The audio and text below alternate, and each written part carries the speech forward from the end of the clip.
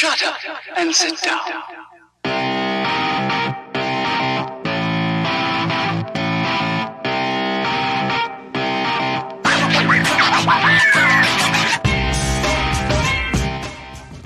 It's the season finale for the ChampCar iRacing series in 2022, and we are sending it off with some fireworks. 2-hour race, the Ford Mustang at the lovely, the unimitable Sebring International Raceway, a fantastic venue for endurance racing and the site of our final round for this year. Thanks for joining us on HJBC as we bring you live coverage. David Haynes here, joined by Devin Peters, Alex Albert, and of course, Michael Derby, doing all the work with the cameras, the replay, and our production throughout today. Well, guys, it's been a pretty long haul of a championship, 16 rounds across the year, but Devin, it brings us to this final race, this final round. Yeah, we've seen all kinds of racing, all kinds of challenges out here this year, and I'm excited to see something completely unique today. You know, not only are we going to have these Mustangs ripping around this track, we're going to have a whole bunch of Miatas piloted by computers acting like pylons for these drivers. Aren't we? Okay, I'm mistaken. What we do have is an always ever-increasing field there, 12 Ford Mustangs at the minute, qualifying presently underway before our 2-hour race. Alex, Mustang, it's got that good old American Iron V8 up front. She's plenty thirsty. 2 trips down the pit lane, I suspect. I think you're right there, David. And thanks for letting me join you this evening. The Mustang, definitely one of my favorite cars on the iRacing service. I don't think it gets the love it deserves. It as you mentioned with that V8, it has a lot of torque. Maybe doesn't want to be wound out like Miata or some of the other cars that we drive. I think the shift point's going to be a little bit sooner. It's a little bit heavier, so it's a little harder on the tires. You do have to manage the loud pedal on the corner exit. It will be interesting. I think with the amount of fuel that these thirsty crowd controlling Mustangs will need, I think tires are going to be a no-brainer every time. So I think 2 trips down the pit lane and tires both times is my call. I would definitely back that in. They're not massively wide tires either, given we've got V8 power underneath the right foot of all of our drivers, and it is a pretty loose, pretty free machine at times, especially across the bumps of Sebring. Yeah, for sure. The car running more of a spec that we would see for sprint racing. It's a slick tire where, if it was in ChampCar spec, it would be as wide as would fit in the wells, 1 to 200 tread width. So I would say the grip is probably a little bit better in the sim than you would have in real life. But it's definitely not as much as you wish you had. So it'll be tricky. The car does have ABS, so we don't have to worry about the tire lockups down into the braking zones. But as I mentioned, managing the weight of this car will be important over the course of a stint. So with just a minute left in qualifying, Joshua Soto's got the pole position from John Wilding and Justin Hall. Nick Love's been on a pretty good one this lap. I wonder if that lap will get to complete or improve him. But anyone on a lap right now, Devin, it's going to be their final lap of qualifying. Yeah, and it's looking pretty tight at the top. We got Josh Soto head and shoulders, obviously, leading the way right now. But the rest of the field is more or less within a second. And it's a pretty big track around here. So within a second is pretty tight competition, all things considered, at a 2-minute 20 lap. No doubt. What about the weather then? Looks pretty fair conditions for racing. Partly cloudy, getting a little later into the afternoon, and certainly not the scorching temperatures that Florida can be known for at times.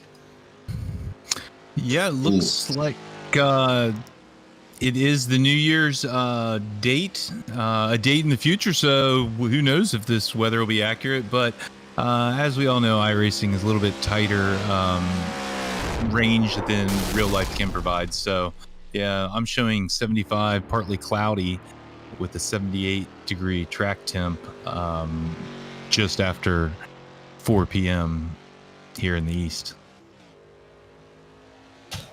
Life can imitate art sometimes, so maybe we are forecasting the weather for New Year's Eve and forecasting a pretty good one. The checkered flag is out then on qualifying at the moment. There's only a handful of drivers left out on track. We're looking at Patrick Pursley. He's got one time, and I think he's going to end up parking that one. The only driver without a qualifying time at the moment is Brian Edwards. So looking at that pole time for Joshua Soto, 2 minutes 20.4. That is relatively quick, all things considered. I think back in July, Champ Cars were doing a little closer to 230, 240, 245 around here. So this Mustang's got plenty of power. It doesn't feel like it's got a whole heap of grip, but as Alex points out, just enough to lull you into getting yourself into a bit of trouble at times. So Joshua Soto and John Wilding, Florida native there, is going to be on the front row. Justin Hall, another Florida native there for third. Nick Love in fourth, and Andrew Kosick, Kyle Robertson is row 3. Tim Wire and Ian Giebler, 2 drivers we've seen almost all season long in 7th and 8th. We can touch on that a little bit later. Orlando Harrell and Mark Kruger, 9th and 10th. And the last 2 cars, Patrick Pursley and Brian Edwards.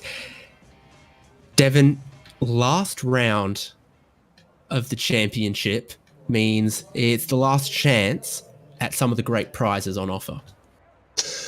Yeah, that's right. And I believe we'll be getting a list later this round, or later in the evening here, of everyone who's managed to qualify for the $1,500 Champ Bucks door prize, as well as having the final tabulation of the season-long points for the $1,500 that'll be going to our season-long winner.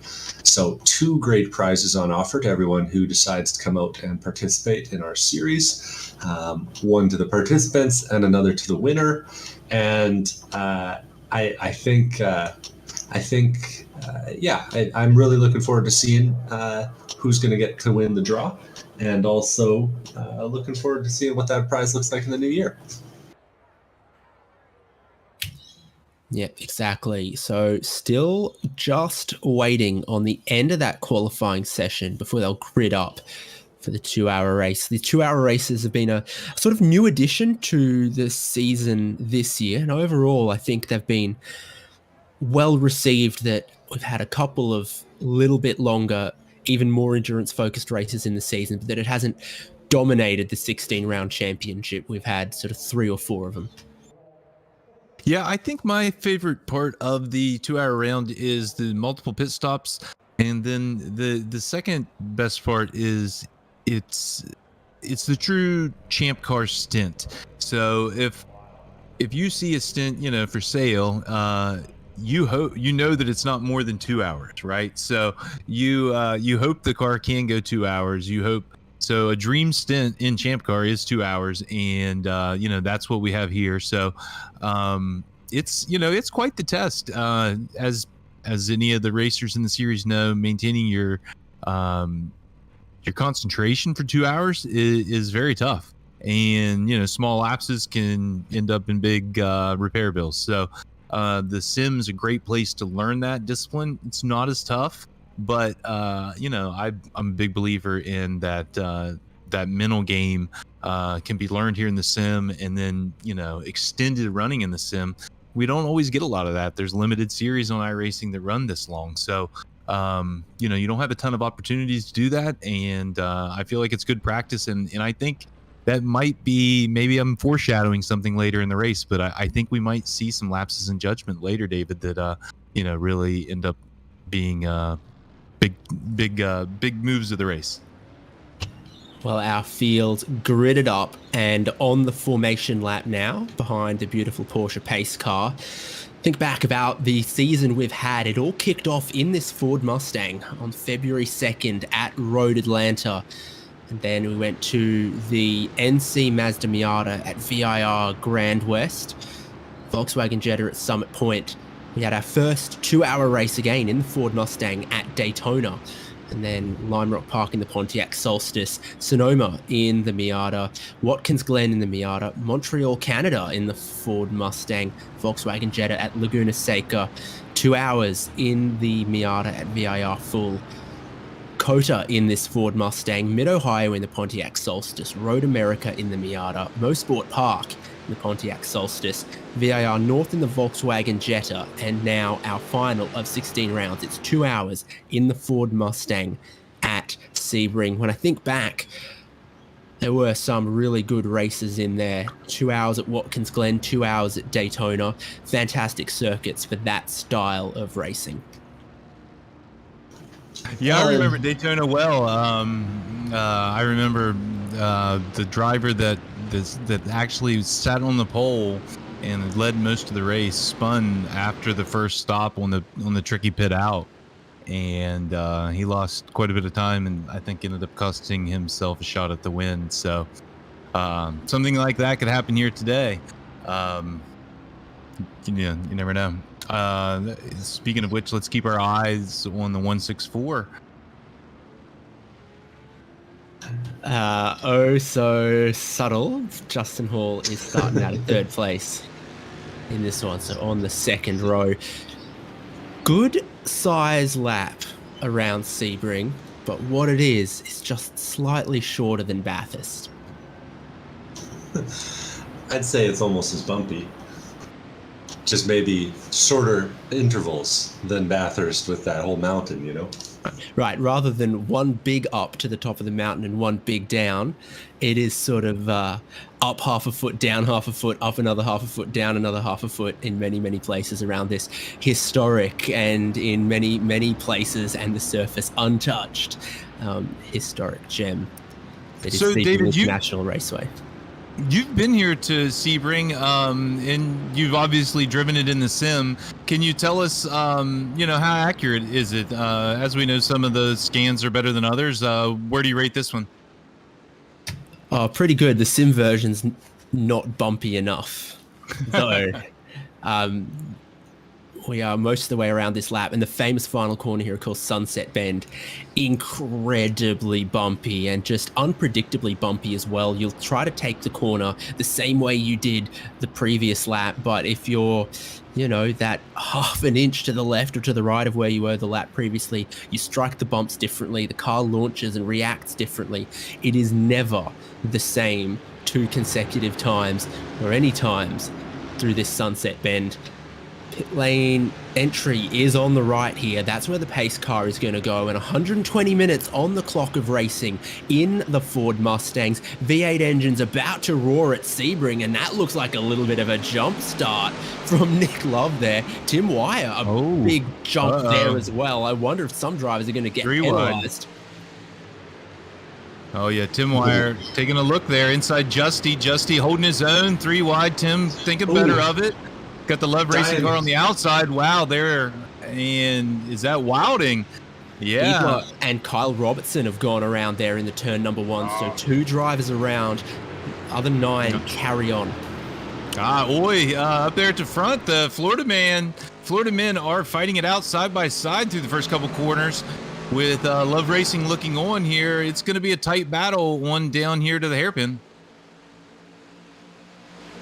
Yeah, turn 7, key overtaking opportunity here. Nick Love's having a little look at it, but he's not quite close enough. Joshua Soto gets in a little hot, but manages to square the exit, and that traction initially so important. Wilding very, very visible there, trying to still go for second. Yeah, well, you know what? Now is the time to make the moves, right? I mean, we're the closest together. We're going to get spread out here soon. If you don't, get on the stick, the leader's going to get away. If I'm in third place, I know that's how I would be thinking. So Get out of my way. I got places to go. Tower bend for the first time. The camber there a little bit tricky. Plenty of drivers run out wide and kick up some of the dust. It does look like it's staying pretty close here. Justin Hall, Tim Wire with that massive start. Is he going to get penalised potentially for a jump start? I do not see any black flags for that race start, which was a little discombobulated, Devon. Yeah, as they were going down into turn number 1 there, 3 wide, nearly 4 wide, I was sure that we were going to see more than a few cars backwards, but it ended up only being a couple. I'm following up with the guys that are sort of at the back of the grid. Looks like Giebler got it pointed the right way. He can see the field down at the far end of the back straight going into Sunset Bend right now, but he'll be having to make up some ground, maybe try some alternate pit strategy if he wants to make that race start work for him. So the first lap completed, still pretty close up front of all the 4 cars that we've raced across this championship. Probably the one where the slipstreaming is the least important. Though with that said, at Daytona, it was clearly evident in this car, but that's a special, unique place. Woo! Justin Hall took it. Oh man, that was a big drift going through turn number 1. These things will do that on you out here. Especially if there's a crowd. He's doing his, what's the Ford driver's name when he does the drifts after the IMSA races? Joey? Yeah, he's doing his Joey Hand impression. That's also a Florida man, isn't it? Wouldn't surprise me. There's plenty of them out there. Still super close in our top 4 at the moment. That's kind of where we watch. Joshua Soto, previously a winner in the Miata, at least last season, maybe even this season. That's typically the vehicle we most often see him in, but he's trying his hand at the Mustang. He was great in qualifying. He does look to have it under control, at least not overdriving the car in this early stage. Yeah, Josh has shown some real serious pace in that Miata, so it'll be interesting to see how those skills translate over here to the Mustang. Massive tank slapper. He locks them all up. He's parked in the middle of the road, and he's got to wait for half the field to go. Oh no! Oh no! Hall's gone off the road and into the wall as well. I think he dodged Soto in the middle of the road there. Sorry, Wilding in the middle of the road, and then had a tank slapper himself, put it into the wall. Oh. Yeah, That's so funny. they were coming through Tower. Looks like Wilding just got super wide, and yeah, Justin got slowed down and missed him, but then got in the grass, got back in the gas way too soon, and just spun himself into the fence. The cosmetic damage looks worse probably than the structural based on my professional opinion on crashing these Mustangs. It has broken up our top 4 though, and now Soto's got a bit of a lead on Nick Love. Nick Love, another multiple race leader in the series, gonna be competing between him and Soto by the looks of things. Yeah, I don't know. It's a long race still. The devil driver in me says, you got to go, you got to go, you got to go. But the fact of the matter is every lap matters just the same, and every minute and every second of this race, right? So you can spin off the last corner and lose 15 seconds, and one might argue it's more consequential than 15 seconds lost now, right? Because, for instance, Justin Hall might have the momentum coming through Sunset. So I think it's a long race. We got 2 pit stops. Some of these drivers are pretty smart on strategy. So I don't think it's over yet. Just like a long ChampCar stint, get out there, put your head down, and let's just run some steady laps. You just need to, try to find your inner Roger Cone and just find your lap time and nail it to within a tenth for the next 20. Hall hasn't pitted, so he's staying out with that significantly rearranged front end to his car, and the main zone of the action becomes 3rd, 4th, and 5th at the minute, though Pursley and Giebler are going back and forth. Pursley's holding on to his 7th. He's one of the bigger movers with +4 spots, with Justin Hall and John Wilding and others behind him. Giebler, of course, the victim early on in lap 1, and he's going to go for this move now.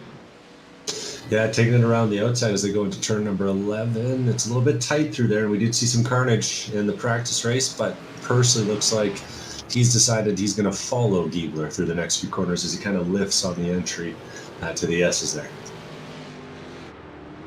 Just a little bit farther up the road, there's a 3-car battle with Andrew Kosick and Tim Wire.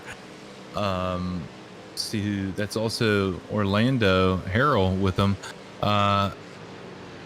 They're taking some different lines, especially there on that corner onto the backstretch.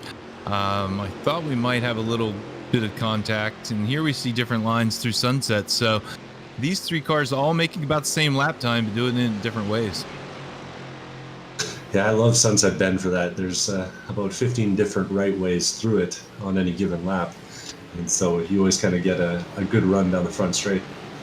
Seeing the same thing through turn number 1.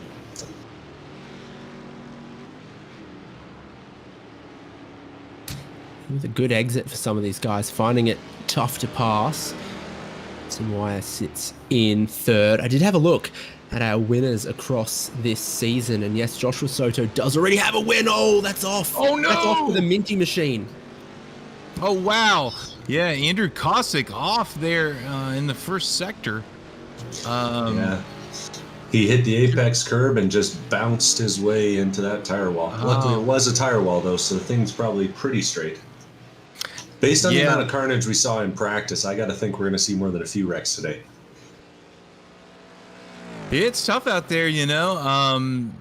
You cannot run wide. You must respect this venue. This is a very storied place. You know, you need to respect the curbs. And as you can see, there comes along Justin Hall passing Andrew Kosick. So, as we mentioned, everyone might have trouble tonight, and it's just balanced out for these two. Yeah, and they both look a little sore and a little sorry for themselves in some similar ways there. I imagine you might be tempted to just try to run to where you think the pit window opens for your first of 2 stops. I do sense that both of those cars, the suspension isn't completely straight, but they're just trying to drive around it. Oh, I think so, David. Yeah. I think that, you know, they are limited to an 80% capacity tonight, and they start with, I believe, 8 gallons. So, I don't have an inside contact in the paddock tonight to know the exact fuel numbers. Maybe we can get a mid-race report, but typically that would mean one of the stops could be a little shorter than the other. You would, you know, in a perfect race with time trialing, you would probably want to split it into thirds, but here you're probably driving to that first stop, come in, get that free repair, a set of tires, fill it up, and then, you know, go as long as you can 2 more times. So, Seen some action here with Tim Wire. He's making a move up the inside of, that looks like Orlando Harrell there. Makes a clean pass on the entry to turn number 2 there. Had 7 different race winners this season from what I can tell, and Joshua Soto has been one of them. Ian Giebler has been one of them. Oh, yeah, so Kosick does take a trip down the lane. Wow, so maybe he felt something there in the handling. You know, not sure, but, you know, if you're losing lap time, I think you know, all these race drivers, or I can only speak for myself and some of the race drivers I know personally, but we weren't so good in school and maybe in math, but magically we can really do lap time math and figure out optimal times to pit. So he must have decided he was losing too much over too many laps, needed to pit now, and he could cover the delta. Andy's, you know, he's, I would say, a veteran of the series now after being around for a while. Oh, and his hood's still not fixed, so yeah, not sure what happened there. Looks like he didn't use his fast repair, so maybe just told the guys to come out with a sledge and knock it down. But meanwhile, up at the front, Josh Soto has just had his first moment in the race, coming through Tower He put all 4 tires off on the exit, and he almost looked like Justin Hall on lap number 2 by the time that was all said and done, and gave up a lot of ground to Nick Love. Yeah, so early days still here.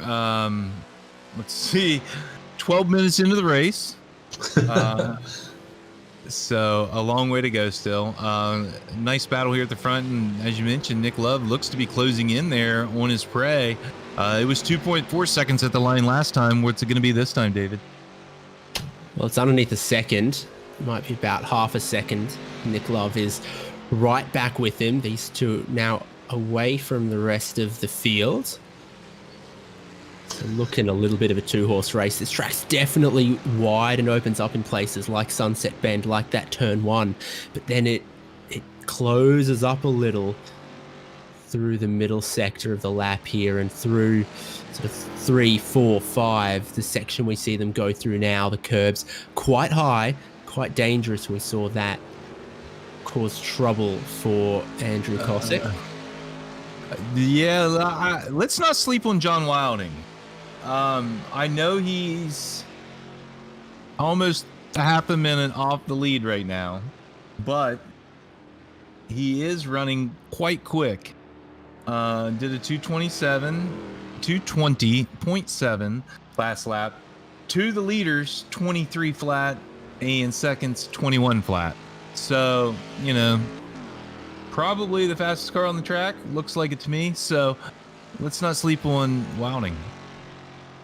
Yeah, that was the fastest lap of the race so far. So good speed from him at the moment. Soto's getting challenged here by Nick Love, really closing up on him. And last time through, this was where Soto made that mistake. And again, he puts 2 tires off on the exit. Yeah. That's why there's a big dugout past that curb. Everyone wants to get their left-hand tires in, a little bit of redistributing that tower dirt. Yeah, and I think both of them are kind of suffering from the common mistake there, where you just turn in a smidgen too early, and then you kind of pay the price on the exit, because jumping that curb at the apex, it just kind of pushes you out wide on the exit. It is meant to be a bit of a late apex. It sort of pinches a bit late in the corner, so if you can resist the urge to turn in too early, and then still hook the camber close to the curb, carry some speed out of there. So, David, just sitting down here watching the X to the pit road. The only car that's been down the road so far today is the number 50. Yeah, Kosick. He was back down again, and the bonnet is repaired. So, I think perhaps maybe a crew error there. Didn't have the fast repair checked. Hit the box. They started repairing. Did the regular service. Finished that up, ran around, noticed the suspension was not satisfactory, came in, burned the fast repair, and is now back out there chasing down John Wilding.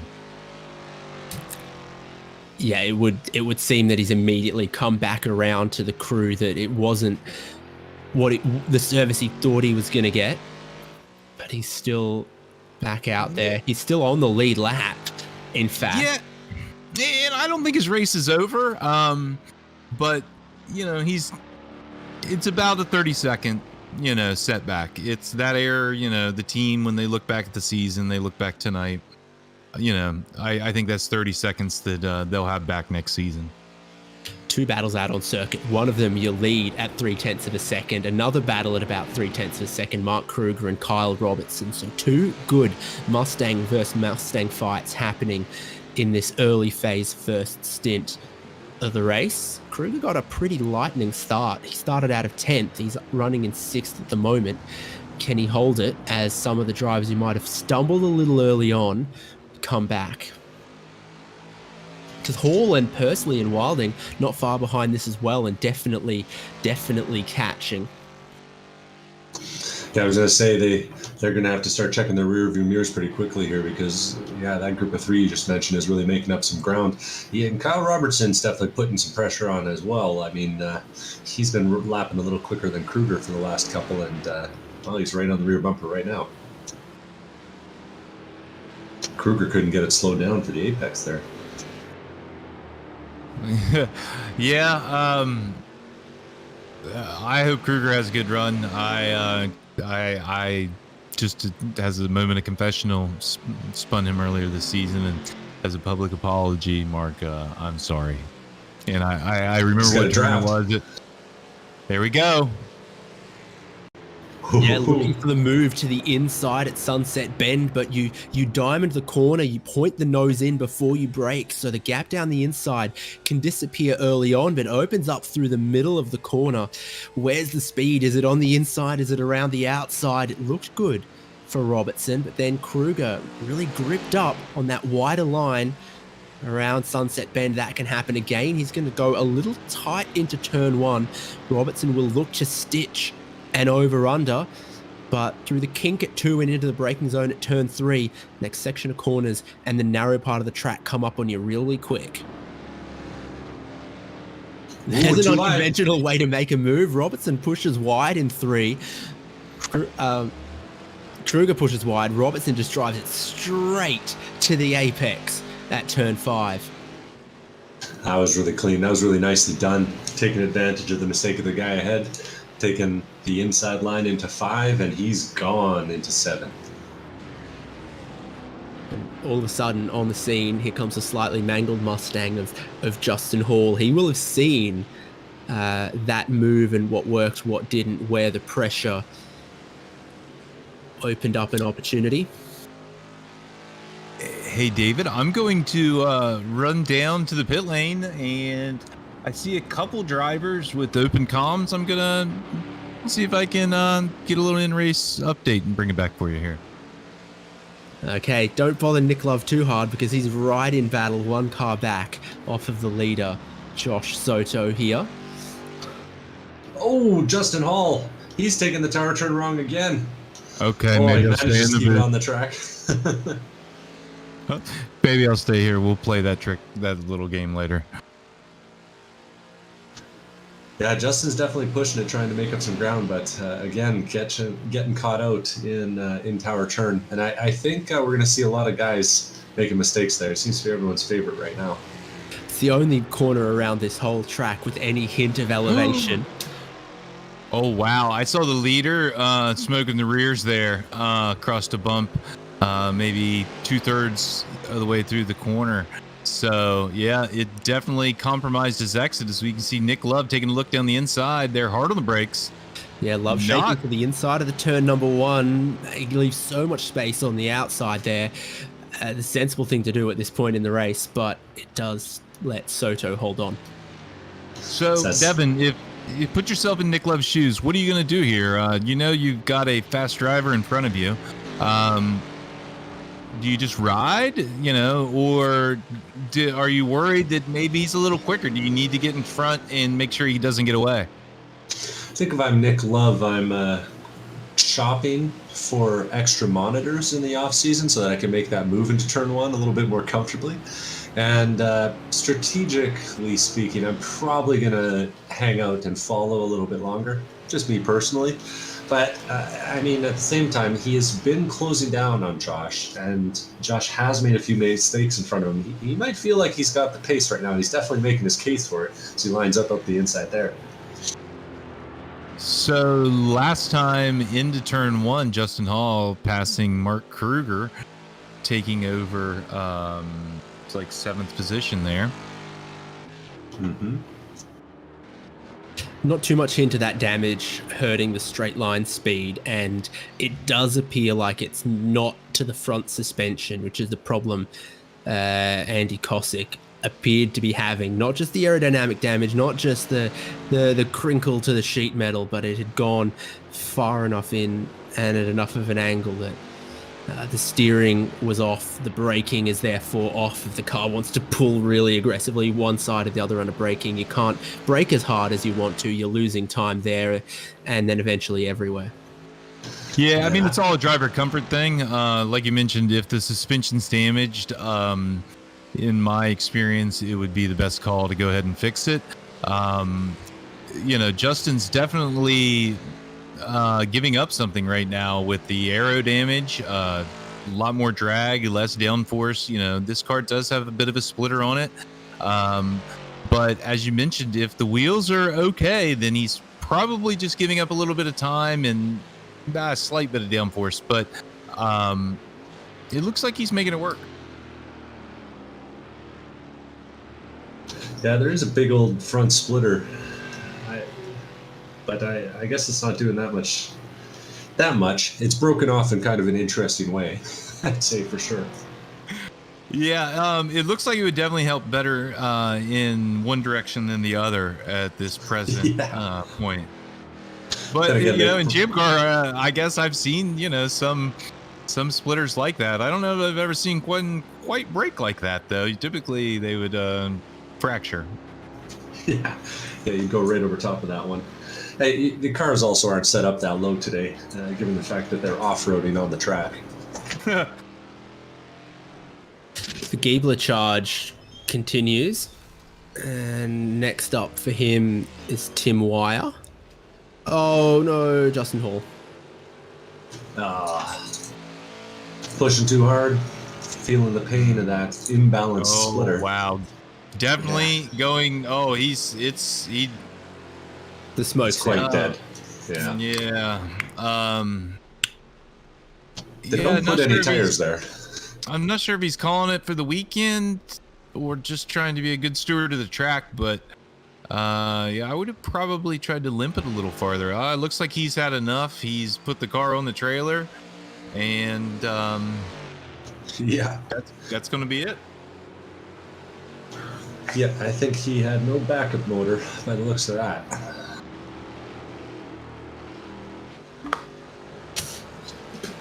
Pro tip with the damage.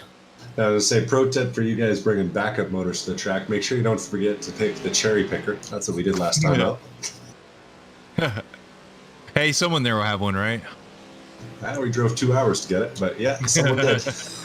Yeah, well, that's what you think. Oh, someone will have one. Wire and Giebler down the back straight, and Giebler gets on through, so he's back up into fourth.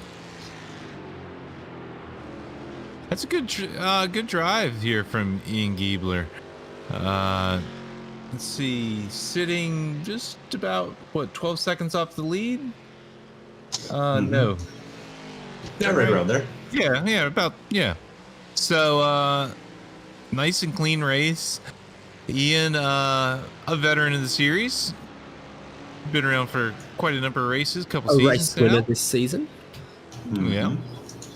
So I wouldn't write him off just yet. As we've seen, one dropped wheel, 15 seconds is nothing.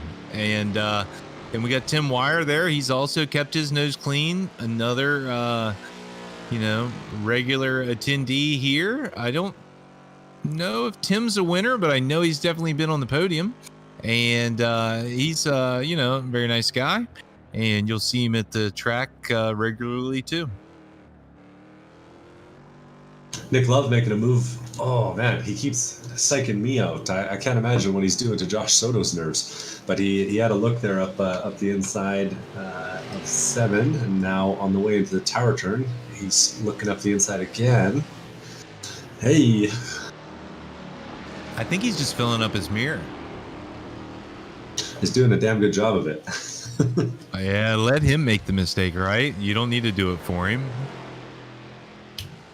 Seems as much. He's just super close and making Soto have to think, have to double check every time, and that's when you might make these mistakes. Soto misses one of the apexes, misses another apex through here. He has a wiggle. They all have a bit of a wiggle with that traction.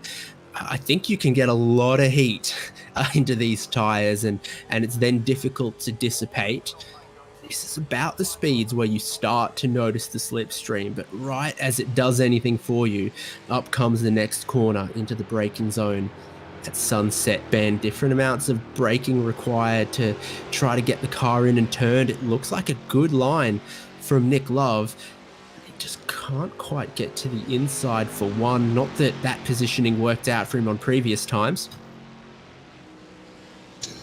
Yeah, and they're racing these BF Goodwrench R1s, and I mean they were great tires in their day, but yeah, they're definitely probably something that's a little bit easier to overheat than stuff we're racing on these days. Oh wow, yeah, these guys are really mixing it up. I think the tires are starting to come into play, but you know they're keeping it pretty tidy. Although their times aren't much faster than the cars behind them, so it'll be interesting to see what happens here. You know, with the stops, and I guess if I'm going to try to put odds on the field, I think Sato maybe a little bit faster on pace as we, you know, saw in qualifying, but Love should have the wily veteran points, you know, going into this, the pit strategy, the saving the fuel, you know. He's been around for a lot of these races. I think he wants to stand on the top step tonight and maybe going to pull out all the tricks. Love a winner on the streets of Long Beach in the 2021 season of the ChampCar iRacing series. No wins to his name yet this year as the season finale, the time. So he's right in and amongst that. There is some tire drop-off, I guess, noticeable in the lap times because Love and Soto both about 1.5 seconds away from their best laps of the race, and John Wilding about 0.8 to a second off of his best. So fronts might be going, rears might be going a little bit. Yeah, I would say it probably is the fronts that give up first, even though you manage the, you know, the loud pedal and off the corners. But yeah, typically it just gets to where it understeers and you're having to lift because of it. As we see Nick, you know, run out wide towards the grass coming off the final corner. Keeping my eyes on the timing screen, I can't help but notice that neither of the leaders is the fastest car on track right now. That honor goes to Ian Giebler in 4th place. He's taken that 12 seconds down to 10 as he crosses the line this time by. So we can't count out the top 4 or the back half of the top 4 yet. Oh, commentator's curse. He goes and stuffs it wide on the exit of 1. Has to get on the brakes when you're supposed to be hitting the gas. Kruger and Wilding are side by side as they pass the starter's stand, and Wilding has been super quick. He's now caught a car he needs to pass, and he's looking around the outside of 1, which typically you'd think of as a difficult move to pull off, even with all the space there is in turn 1, but it looks like he will. So Wilding back up a spot after his early race tower turn adventures. Both of them give that curb through 5. It's respected. Stay off it.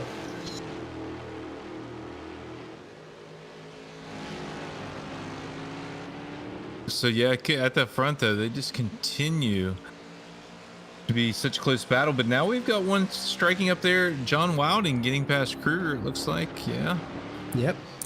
I've just been seeing Soto light up the rears some. Mm-hmm. So it's not from the outside appearances. It's not, the car becomes more oversteery or more understeery through these stints. No, car becomes more understeery on entry and more oversteery on exit as we go. It becomes just tougher in both phases.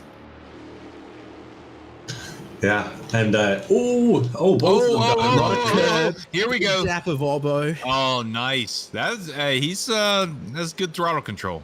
But Nick Love is going to use that to his advantage. He kept it on the pavement. He's going to close him back down here. Well, and you can see both of them, you know, really having to be aggressive with the inputs. They were both spinning the outside tire all the way off the corner. You can see it sort of from the apex out of every single corner that we hit on the track. At least Josh Soto is just riding that outside tire, spinning it up the whole way. Smart thing when you get in the grass like that is not to keep the throttle completely pinned, but also not to completely get out of the throttle. Give it a small amount. Try to keep the wheel as straight as you can. Minimize your corrections until you feel you need a really, really big one. And that's what we saw out of clearly a solid driver like Joshua Soto. He got himself into some trouble, but he knew how to not dig the hole deeper. I think that what's happening here is Nick Love must be listening in on our comms and heard Alex was going to come down and harass him, and he's just staying close so that can't happen. The lengths people will go to not talk to Alex. Car length between our leaders there. We've been hyping up the pace of Ian Giebler, and he's just ranging up to the back of Orlando Herald. Chance that if first and second keep each other busy, that third and fourth could continue to just range in a tiny bit closer. Yeah, and also Wire tidied up there. I'm not sure what happened a couple laps ago. He had a bad lap where he lost about 3 seconds, but now he's back on the pace. It looks like the top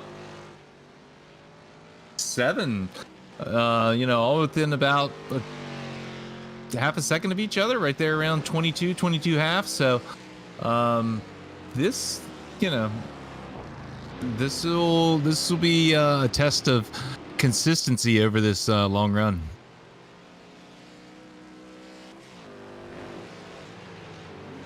Good runs for both the leaders through the last turn there. Before sunset, anyway. And our second little group, third and fourth, Orlando Herald, Ian Giebler, those two are now getting real close together. They've lost some of the time that they made up. So now closer to 11 seconds back, but Giebler's getting a good run down the back straight here, getting a little bit of that draft too as they go into sunset here. Herald sort of goes middle lane on the way into Sunset Bend and then runs it in a little bit hot. He's not going to find a whole heap of grip out there. Giebler does keep it quite tight on his exit though, so the third and fourth place Mustangs cross the start-finish line underneath the view of the tower in very close formation.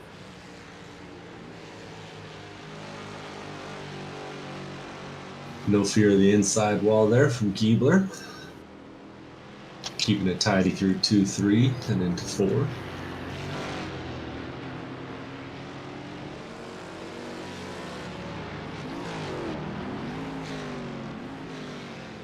Oh, Giebler has found the other problem. Oh, yeah.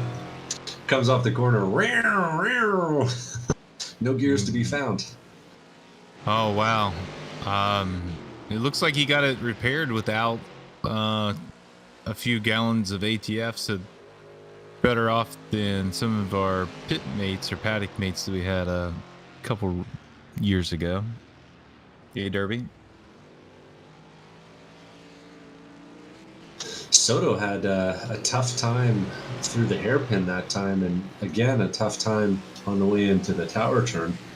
That's getting real tight back up the front again.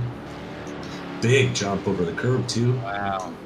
Both of them managed to keep it on the track though. Yeah, it makes you wonder how much Nick Love's saving here. Man, he is pushing hard to keep right on the bumper, it appears, but I don't know. Can we ride along here at the end of the backstretch and just kind of listen?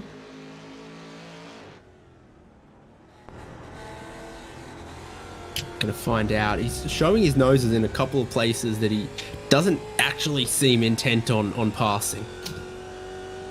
He's a little far back here, so I think he's gonna have to. Yeah, but we can see the toes pulling him up. I didn't see much of a lift there at all. Just a tiny bit before he braked a little early. Yeah, I guess my takeaway was Soto sent it in there, didn't he? Yeah.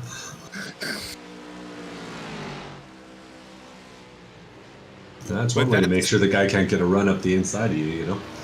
Right, yeah, but you know, the draft is gonna be beneficial to here, Love. Even if Soto is maybe a little quicker, I've been in this type of position. You can still win a race from here. Oh, here we go. No, nope, not quite enough. Oh, but Soto Now we might see something down here in the hairpin, David. I think so. It's the closest he's looked for a while. They go through the big bend down towards 7. Love a long way up the inside for the hairpin. It's where you want to be. Try to hook it tight at the apex. They'll still be side by side off the exit, but then next big braking zone, also a right-hander. Love continues to hold the high ground on this one. He might be looking to wrestle that lead away. Yeah, or he's trying to put on a good show. I don't know. He did not get the drive out of the hairpin back there as well as Soto. Not sure if he's fighting the rears, but Soto fights back tough around the outside. And like 2 trailer park girls, he's back in the lead.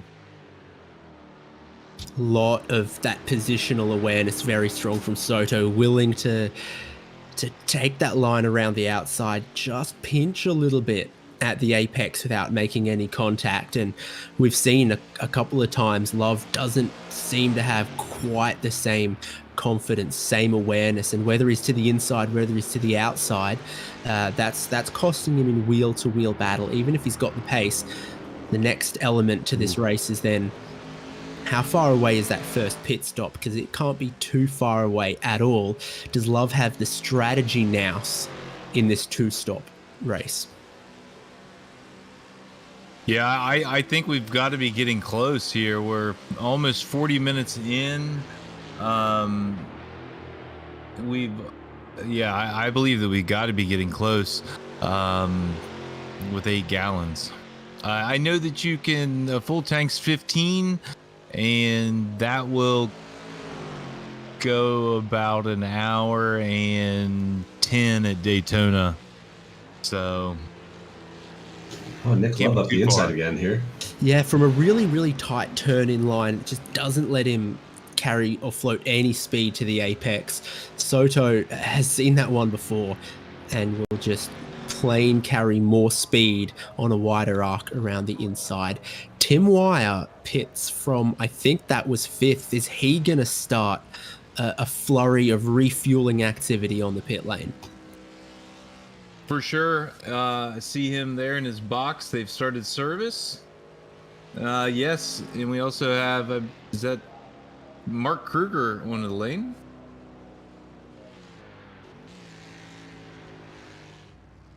So it could be about time. 2 drivers with definite fuel strategy. No hint of damage to either of those cars as they come in. It's just the cooler, the fuel gauge, and you're seeing those cars go up on the jacks. Take the tires, wire out. After 25 seconds of service, Kruger looking like he's going to take something similar. Yeah, I don't see the leaders going much farther. I think that's probably why Love has been so racy here in the last couple laps. If you can get that lead right before the stop, that could transfer into 3 or 4 seconds, right? And then maybe you go in behind him, you come out 1 second ahead. As you can see, Soto pushing very hard. Here they go. I think he's just having a look. Yeah, just trying to put the pressure on. Maybe not trying to pass. 3rd and 4th is heating up too. Yeah, Giebler went around the outside of Herrell in turn 1 on this lap, and Love's got to be careful with how much of some of those curbs he jumps, because you can get stung for cutting the track if you launch too far across them. Side by side to Sunset Bend on what could be an in-lap for the race leaders.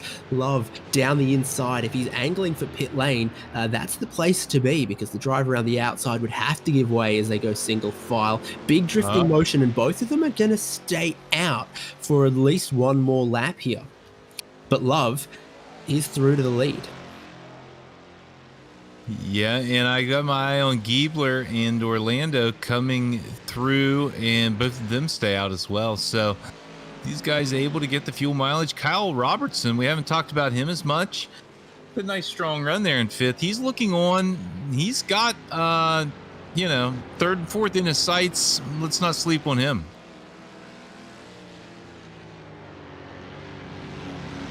Yeah, he's been doing a solid showing, and even making up a little bit of ground over the last few as the top 4 has gotten more and more involved in their battles. Soto back to the front. He just has more confidence in the wheel-to-wheel battle than Love at the moment. but Love has good speed and very, very persistent. It has been back and forth between these two for almost half an hour at this point. Honestly, impressive to see both how close they've kept it and how clean they've kept it. Yeah, but the way that they've battled side by side, for example, through Sunset Bend, through part of this lap, Ian Giebler is underneath 10 seconds away from the lead and closing at the moment, especially. He feels a little free after getting around Orlando Herald and up into third. So in the big picture of this race, definitely a 3-horse race there. Yeah, this is shaping up to be a good one here. Nick Love continues to put the pressure on at the front, though. And it's getting darker. I'm not sure when sunset is here, but I think we're going to be okay.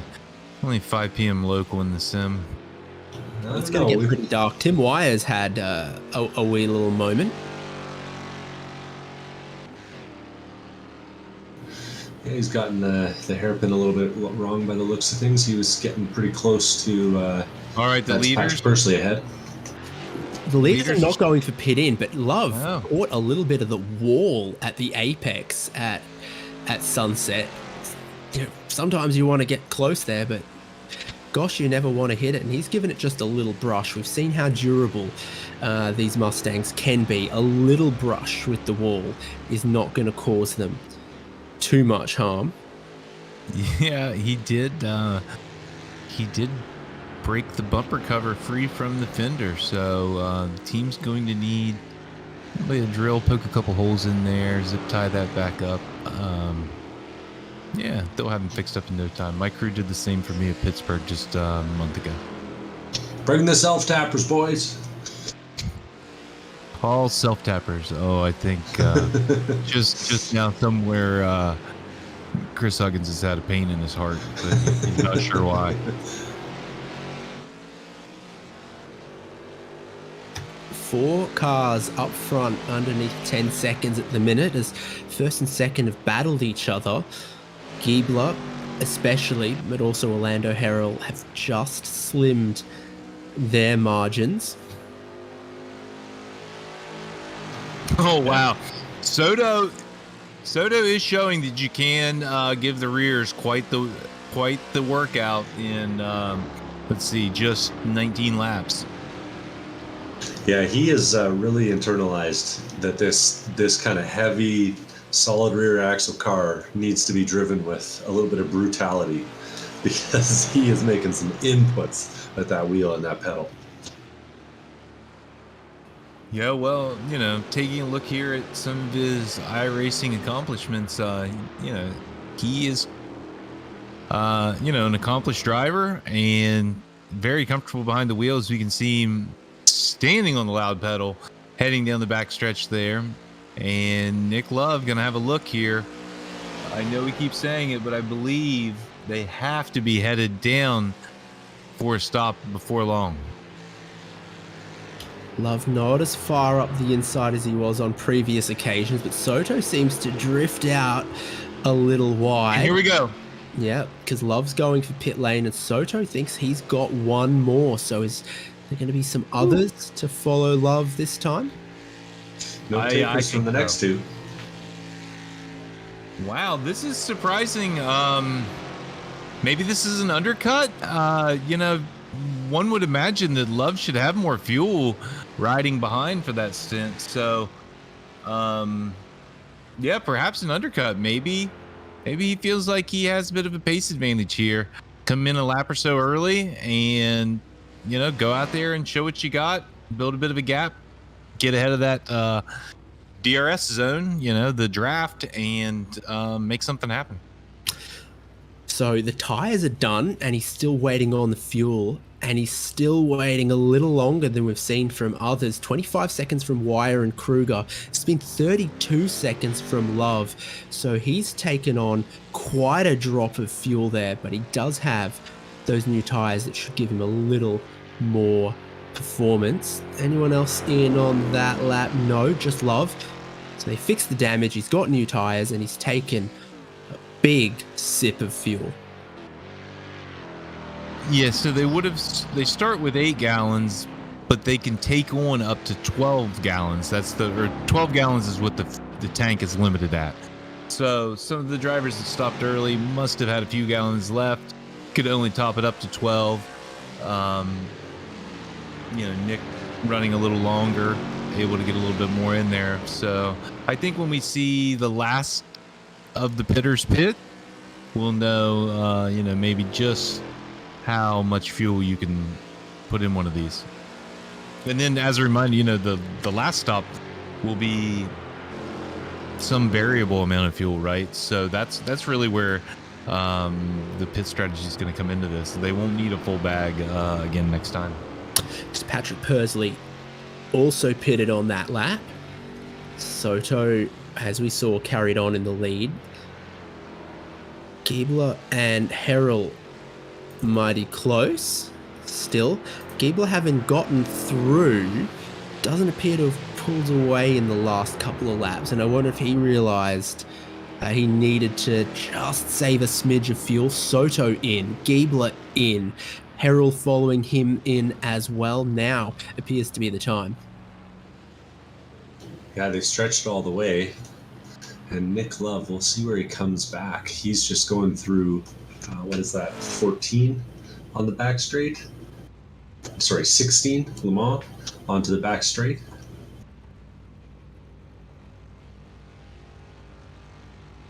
Overshooting the pit box there from Orlando Harrell. Easy to do. We got who's that? That's John Wilding in as well. Yeah, is that really John Wilding's pit I box? guess. Something about that doesn't check out with me. No way. Yeah.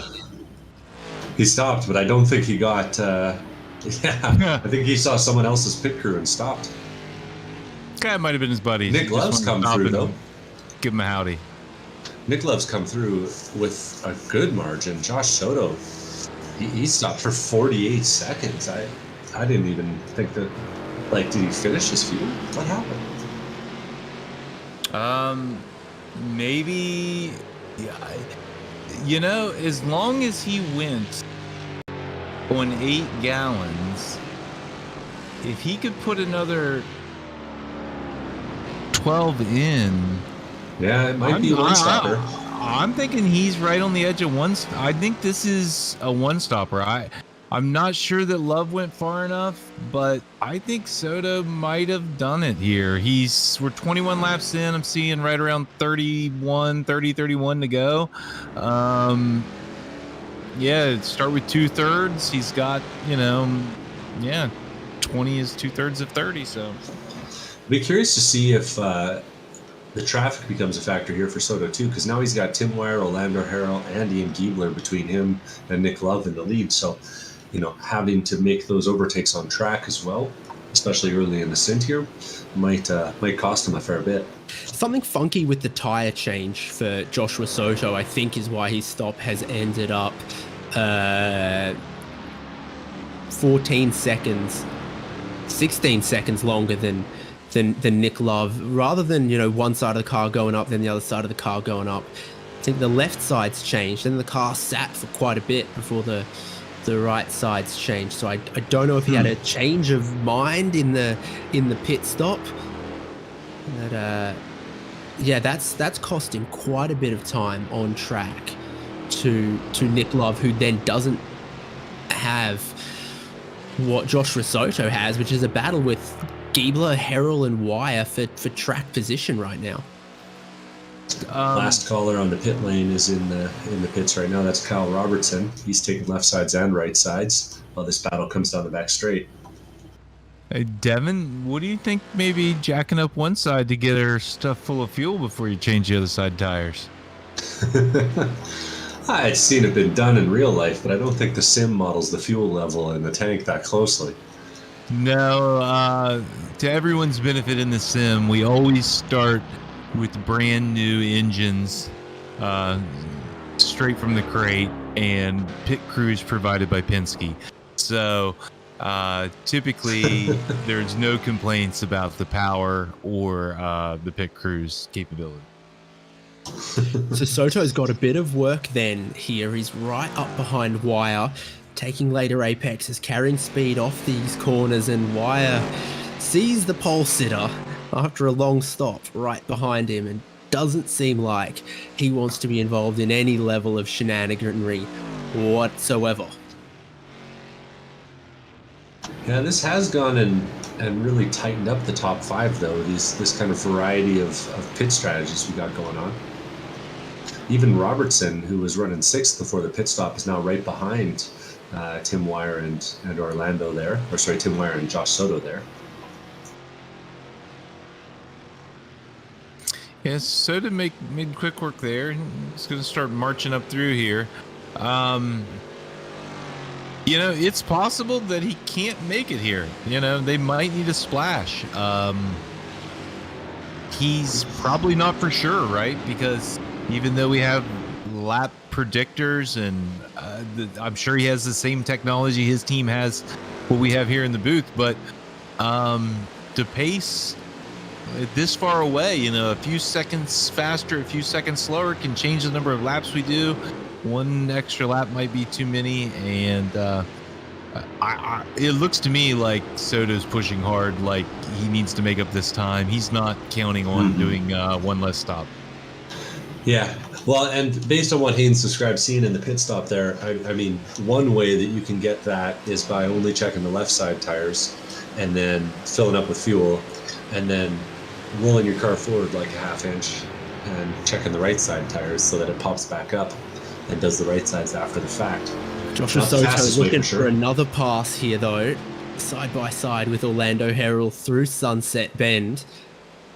And he's going to have to go side by side through turn 1 as well from around the outside. He's made this move work before, looking for an over-under potentially. That's what Soto's going to attempt to do out of 1 through the kink of 2 to the braking zone of 3. So just got enough space to shoot down the inside here and up into 3rd. That was some confident door closing right there. There was not much room between those two cars. Yeah, but, great side-by-side racing. Lots of respect, I feel like. Drivers racing each other hard, but giving each other racing room. And that's what we want to see in the ChampCar Series. Yeah, Soto was definitely showing off his confidence as a 4,000 hour rating. Whoa, there we see Kyle Robertson getting something done down into the hairpin there. I'll have to see that one again. Yeah, Robertson pulling a move on Tim Wire. Just dives it up the inside, parks it on the apex, and what's that? You want to get back around? Nope, sorry. Yeah, and he just checks out from there. So Robertson, he's set sail towards the front. Mm-hmm. And crucially, despite having to pass some drivers last time by, Josh Soto was still faster. Oh, no. Oh, no. Nick Love, he has adjusted his car and not in the good way. Oh, no. We saw this on lap 2, and on lap 2 after the pit stop, we see it again. The tires aren't quite up to temp. The car's handling a little different, and find the inside wall after the tower turn. That hurts. Wow. Nick Love's put it on the tow truck too, so he thinks the damage is really significant. That's a heartbreaker for him. And we'll be hearing from our pit correspondent in a moment here, I gotta think.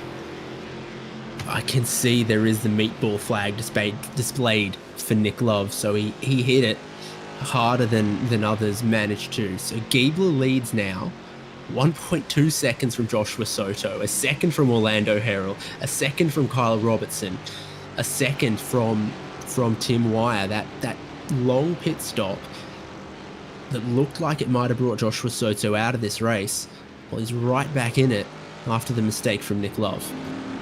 And now Ian Giebler's going to get his chance to show if he's got the pace to hold the front.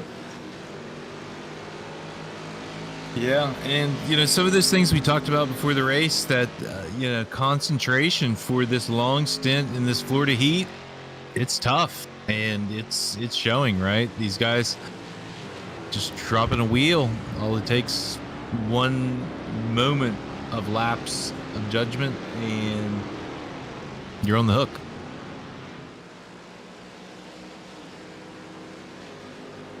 But yeah, Soto hard on the charge here.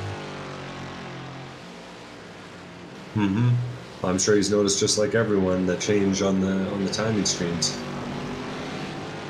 Yeah, if I'm Giebler for first. Yeah, if I'm Giebler, it's time to make this car wide, right? I mean, you can't stay in front of him forever, maybe, but do what you can.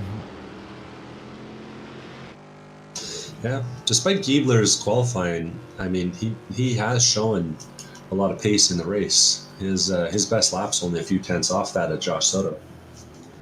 That's a good point. Both drivers with one win to their name so far this season. And both like to get off on the, good foot. I think Soto was in a Miata and Giebler was in the Jetta. So now they duke it out for the race win here in the Ford Mustang. Very different from those other two cars.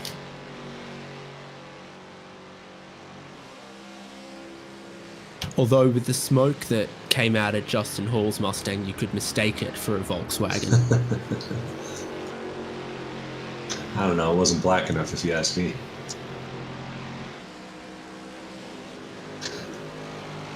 And watching, I'm also seeing Kyle Robertson making up some ground on Orlando Harrell as well. That battle for 3 and 4 is going to be heating up here.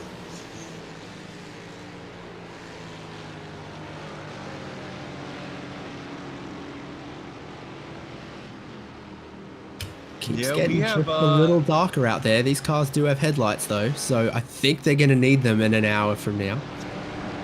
I think Kyle Robertson's ready to try his hand a little farther up the grid here. I think we're going to see this green car make a move here before long. Well, we've seen that he knows how to make an overtake in this hairpin. We'll see if he can pull it off again. All right, yeah, he looks like this is his favorite corner, and here he goes. Yeah, good bit deeper, probably a half a braking marker. Makes his stick, nice line on the way out. It doesn't give up anything on the exit, too. I think that's the most important part. He's going to have to cover off at the next corner, but not too much. There he is, covering off the inside as they go through the kink, just walking the car across to the right-hand side of the circuit. As long as he gets it square off the exit here. Then no one's really getting down the inside of you at Tower Bend without a big mistake. I'm just impressed. Sure. I'm watching Robertson on board into the hairpin there. The car's moving around underneath him. You can see him just doing the little corrections on the steering wheel. Really clean driving from his point of view. Up at the front, they're getting close together again. Soto took half a look up the inside of Giebler. Yeah, I think Soto here can afford to maybe ride a little bit. He's shown he has quite the pace. Giebler is, a strong driver, but if I'm Soto, right there's the lead, nowhere to go. Let's not force anything, make a mistake, have some contact, have a big off. Well, it's certainly hot everywhere you look in the leading 4. Giebler just parking it right through Sunset Bend. Needs a bit of wheel correction off the exit to keep the nose ahead of the tail. Such is the difficulties of the Mustang at times. Soto has just got a burner applying the heat to the rear bumper. Yeah, it looks like Ian Giebler probably... Probably pretty solidly into fourth overall for the points for the season. No. So Soto goes through to the lead of the race, and then he gets a huge handful of that dirt on the exit of turn 5. Giebler's coming back at him with speed down towards turn 7. Gives him the bump draft. What on earth? Didn't see that one coming. No harm done. But what does Ian Giebler mean by that? I'm going to pass you on the last lap. I think that might be the message he's sending. That was a big shunt. Yeah, like I was going to mention, Ian's not messing around this season. He's sitting 4th in points coming into this race, and, with a good run here, has potential to move up into maybe even 2nd. So, yeah, good showing here. A win could it looks like it would propel him into 2nd place in the points overall. So that would be, a high watermark for him, I'm sure, in this series. So lots of racing here to go. We're just inside of an hour. I think I've managed to put my top code breakers to that. And Ian Giebler's saying Kyle Robertson and Orlando Herald are just 3 seconds behind us. They're mighty quick as well. Let's just get on with this here and not do anything silly now. Lap 26 was a big one because Soto got through for that lead. Robertson is through on Orlando Herald and could still threaten Soto and Giebler. We've seen there's lots of places you can make a small mistake, not damage your car, not end your race, but lose 2 or 3 seconds, which is all that Soto and Giebler have in their bank account. Yeah, and Soto is, he's not in the rocking chair by any means, right? Pulling offline there to break the draft on the main straight. Very pushing hard here, and Giebler closing it back up. We got a great battle forming here.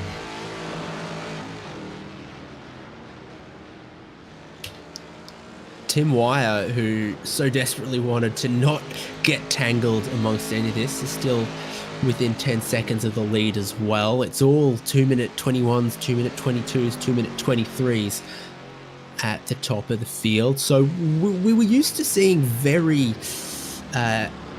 similar lap times from everyone in the Volkswagen Jetta. It was just a car where you can get to 99% of that speed, but it's tough to get to 99.5. Yeah, some tire marks laid down from Soto. Oh, no, David. I hate to report, but you've put the commentator's curse on our friend Tim Wire. He's blown the engine there on a downshift into the hairpin. Yeah, you see the smoke come out of it there on the replay. Coasts to a stop and puts it on the truck. Yeah, rollback will have to get him back to the paddock. Not sure if the Salins boys brought another engine with them, but I know they're a well-prepared squad, and if anyone can get one swapped out and get him back out there before the end of this one, it's them. So let's see if he gets back out there and joins them after they get him back to the paddock.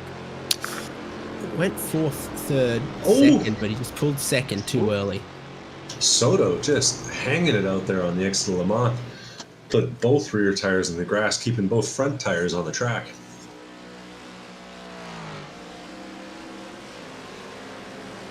He's driven with attitude all race long, hasn't he? The tail hanging out in a lot of the key traction zones, able to make that work, like the dirt speedway car.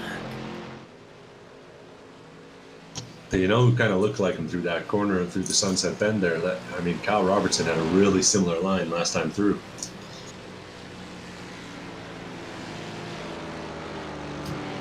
More than half the race done, more than an hour of racing in our top 4. You can still see them all in one shot down the pit straight. So anyone's game with the challenges of the bumps, the curbs, and the dirt around Sebring. The shadows are starting to become continuous out there. We're going to see the lights on soon, I think. So leaning forward here, looking out the windows, I can see down to the pits, and I see Tim Wire still in the car. So have to imagine this is one of those days of thunder, cold trickle situations where, I'm going back out, service the car. Have his shot at the pace car, maybe? No.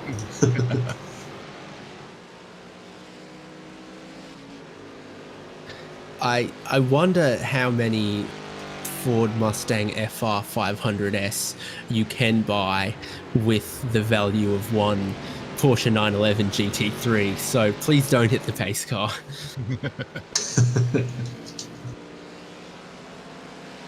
They're probably working a 4-to-1, 5-to-1 Mustang to Porsche ratio.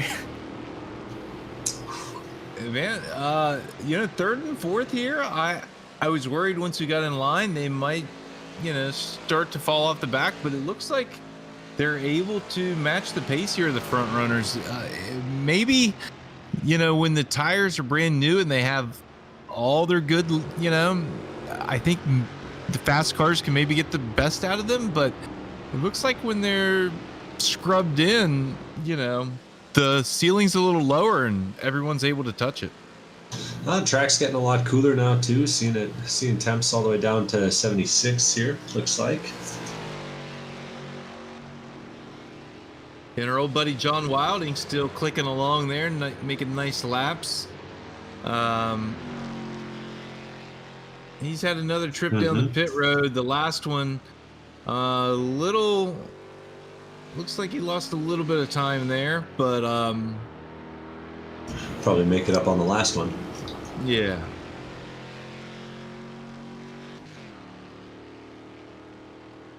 So just the kind of person that I am, I've had a look, and there is a FR 500S currently listed on Racing Junk for $55,000.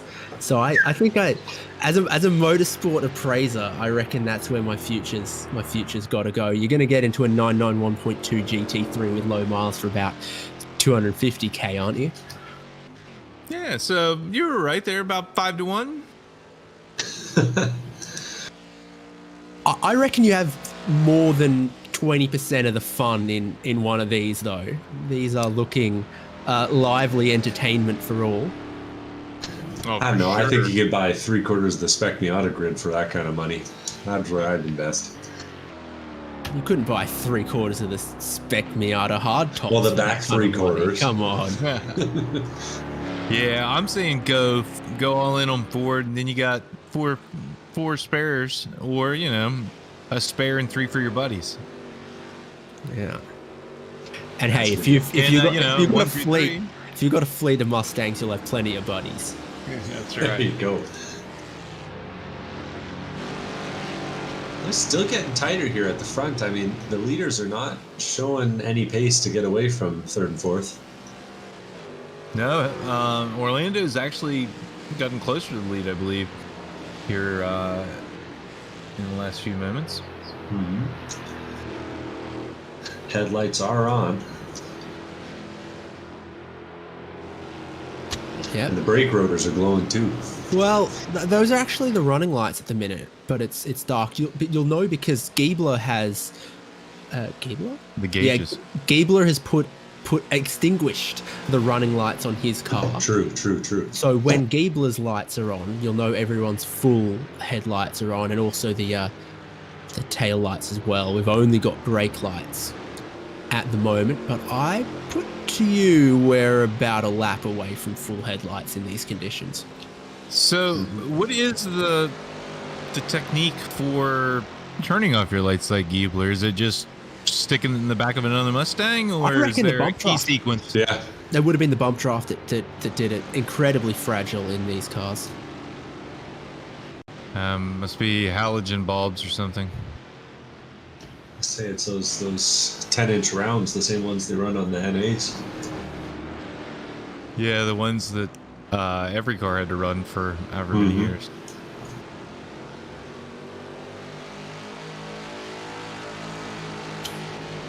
So JDM.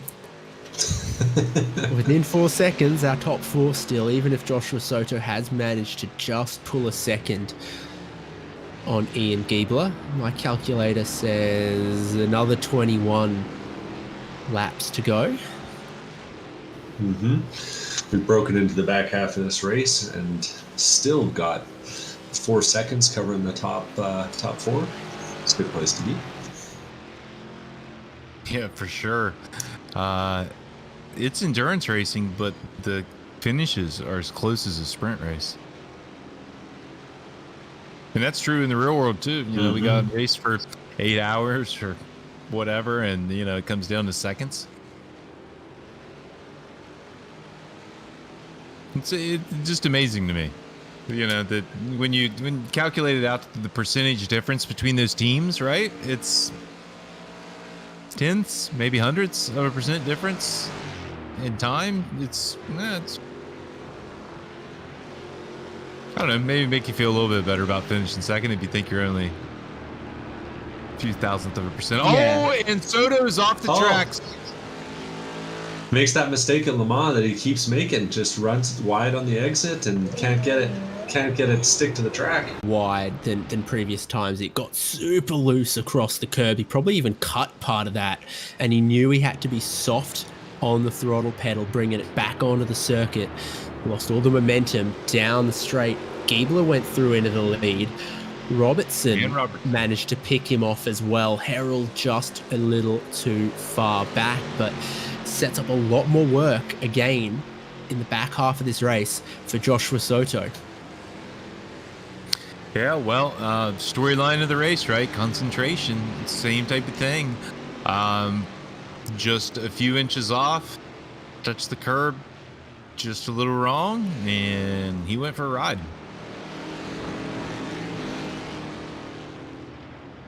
Still no full headlights. Can you tell? Because Giebler, everyone else behind has kept their Ford Mustang a little more pristine, despite some of the adventures for Soto. I heard that he had a damage deposit already on it, so the first 500 was free.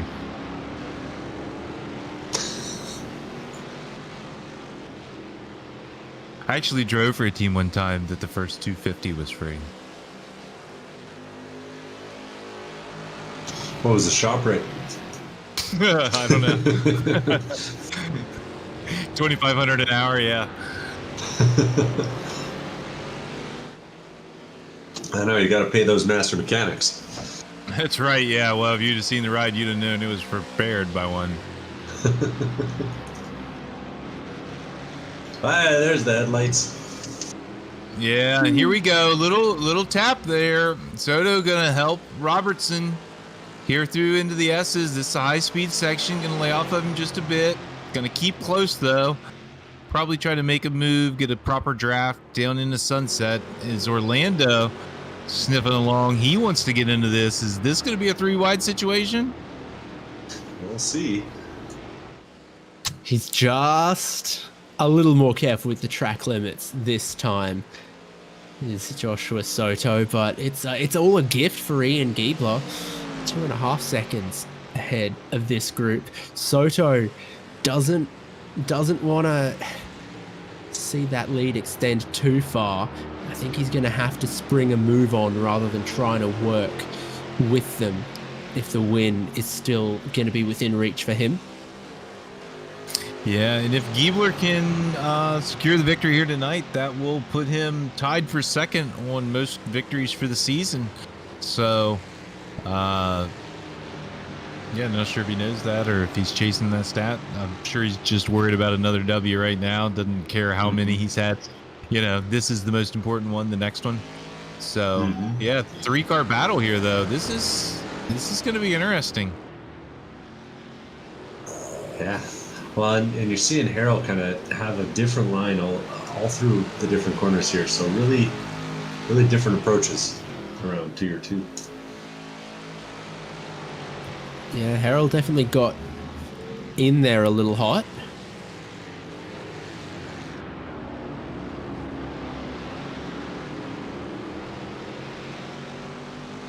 This FR500S for sale is a little modified from the spec that we're running, because this is the 4.6 litre modular V8 in these, and this gentleman in New England with one for sale has put a 5 litre Coyote and a accompanying GT 350 road car gearbox in it. So I don't know how I feel about that, but it'll definitely have some ponies. We've got just enough for this kind of great racing and plenty of challenge, which is what Robertson has had. He's gone wide at Tower.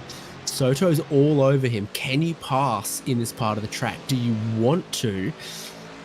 Soto's thinking about going all the way around the outside of the left-hand kinks to get down the inside for the right-hander here. But now you've immediately got to switch focus to the exit off of here.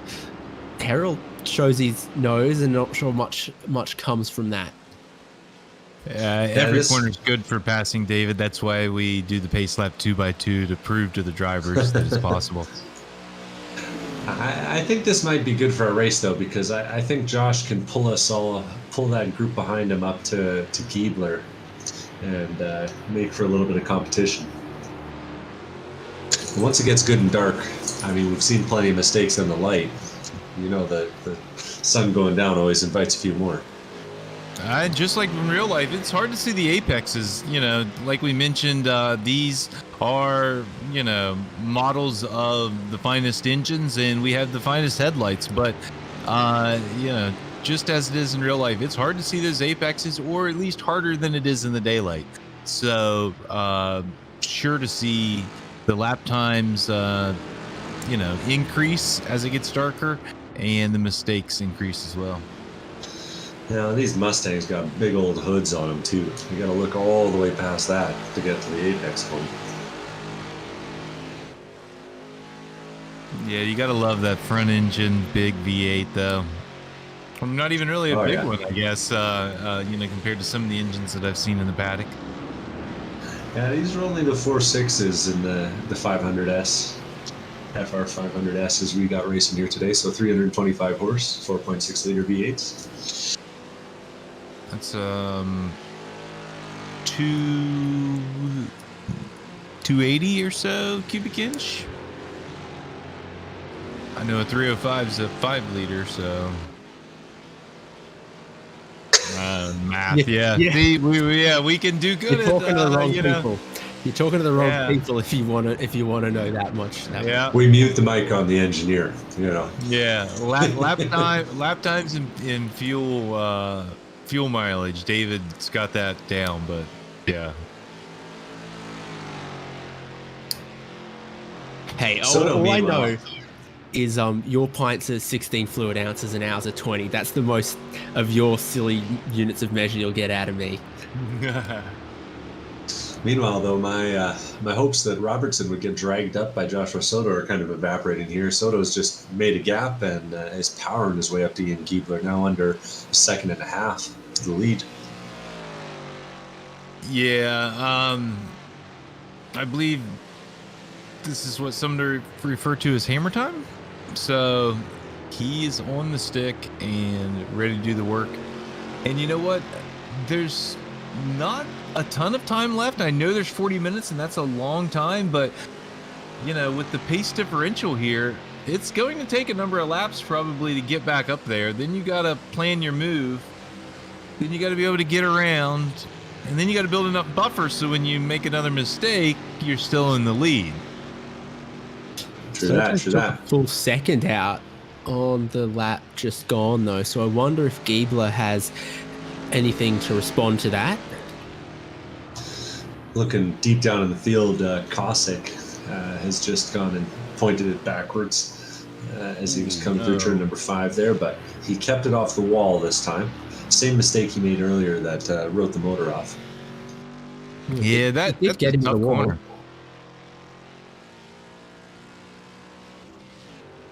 Oh, so yeah, 280 cubic inches, mental math there. I do believe I finished 4th place in the county mental math competition in 4th grade. So just showing off, you know. Mm-hmm. Yeah. Now tell us in liters. 4,600, sir. Milliliters. There's no one here who can verify that, so.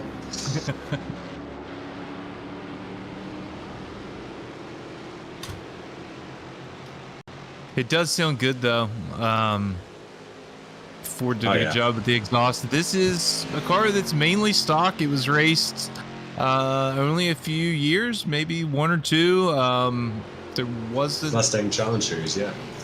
Yeah, weren't a large number of the SCCA. cars built, but This listing helpfully tells me that 77 FR500S were built for the Miller Mustang Challenge. This gentleman's got number 16 for sale. yeah, so I'd say it's pretty rare, and he probably knows what he has, so we don't need any tire kickers.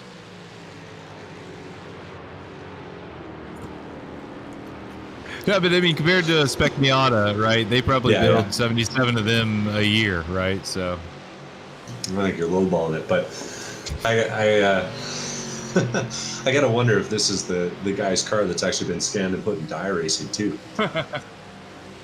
Well, I'd have it in the listing if it was. We better put this thing up. What? Oh, Cossack. I thought we were all running on slicks, but he might have all seasons because he just took another agricultural adventure there, but did a great job, kept pointing in the right direction. I don't even think he lost any time.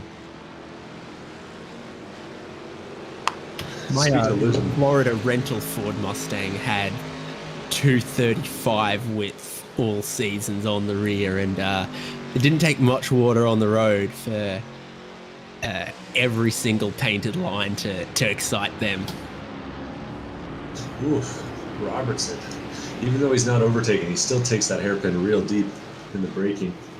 No. And while Josh Soto pulled away for a bit there, it looks like this whole group at the front is packing back up. Slowest guy in the 4 is in the lead. Tell you what Soto was pulling away with was his fire suit from how hard Robertson came in there to that turn behind him. He's probably pulling it out. He's got warm in the seat, that's for sure. He's getting caught up to Giebler though, and last time by, Giebler at 222.2, everyone else in the top 4 at 221.6. So Giebler's going to have to find a little bit if he wants to hold on to that lead. Interestingly, all 4 of these guys that are now left up front pitted within a lap of each other. They all pitted, Giebler, Soto, Herrell all pitted the same lap, except Robertson pitted 1 lap later, and there's nothing bumper to bumper between the leaders here as well. So there shouldn't be too much to separate them on than the fuel strategy. The shortest stop of everyone in this pack was Herrell in 4th. So Soto shaping up for another move, another jab at the lead. And depending on how Soto's pit stop actually went, he could very well have the most fuel on board that car. It'll be hard to tell until we get to that pit stop. Really tight for the lead. Wow, they're trying to bang doors. He's really trying to squeeze on Giebler. Soto around the outside, a place he's been before. Really, really tight line from Giebler. So Soto has all the momentum to steal the lead away. Side by side through sunset bends help Kyle Robertson get into the picture here. Suddenly he's going to dive up in a second, and Ian Giebler's getting mugged. He's going to have to watch himself, otherwise he's going to be back in 4th here in a second. Yeah, I think it's important to try to stay in 3rd here, even if you were, a bit on the chip. The draft here, you don't want to be the back guy. Easy to get dropped, but Orlando, he doesn't want to be the back guy any longer either. Nice and tidy down in there. Don't really want to run these. I was going to say, I don't know what the differential situation is on these things, but it feels like putting that one tire all the way off in the dirt can't help.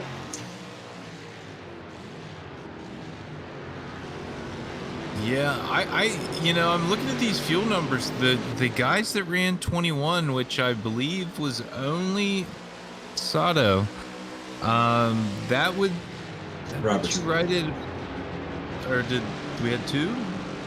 No, just Robertson. Oh yeah, just Robertson. So Robertson might be the one sitting here in the catbird seat because with that kind of distance, that's 0.39 gallons a lap. You would need to go, 31 laps. You need 12.1. So the max the tank is allowed with the displacement this week is 12.3. So that's about a half a lap's worth. So we might see some cars a half a lap short here. It's going to be interesting. Someone's got to get on the horn to Orlando and tell him to take some notes through Le Mans there on Robertson and Giebler ahead. Looks like Giebler might be lining up the pits. He's really breaking it off here. Yeah. Oh, That's Giebler hitting the pit lane, going early. So I think this shows that he was not confident on the fuel amount. Well, I think guess they're he's all gonna- pitting. I feel Undercut. like he took a lot of fuel last time for to stop again so soon, but definitely it's all for put naught car now. up on jacks. And getting enough tires. Yeah, it's gonna have plenty of fuel. I bet as soon as the jack drops, he rolls. Nope, they still need to stuff a little more. There he goes. All right. John Wilding comes by, takes the spot, but Wilding, of course, will have to pit from 5th place there. Running a clean but lonely race, John is. And we're watching, this is Giebler come out of the pits. Back to the lead now.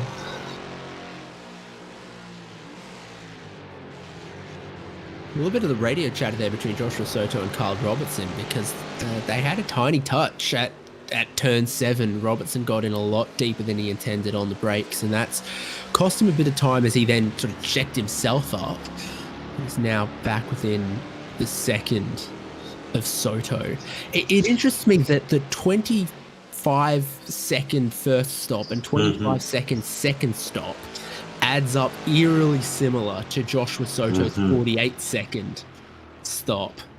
So we might be thinking, well, obviously, Giebler suspects this is a race that needs 50 seconds of additional fuel. That's what his number has arrived at. That's the strategy he's gone with. Is it the same for everyone else? Yeah, I think that's a good point, David. I think most of those drivers probably took off before they got a full fill. The car fills pretty slow. Soto's coming to the pits, though. He is. Second phase of stops underway for our leaders. First Giebler, then Soto. And we're going to see Robertson and Harrell in shortly as well.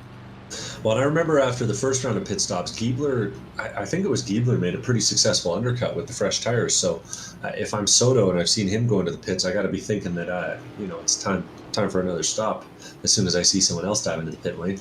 Meanwhile, Robertson and Orlando are trying their luck at the overcut.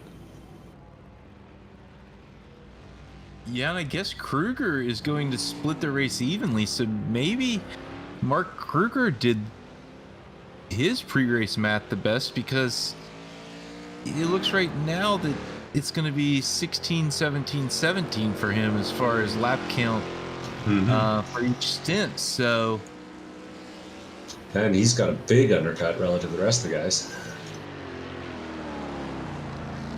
Soto's back out into this one, and he's ahead of Giebler, and by an amount as well. So that it would look like Soto got more fuel in at the first stop, has had a pretty quick stop the second time around compared to Giebler's even split.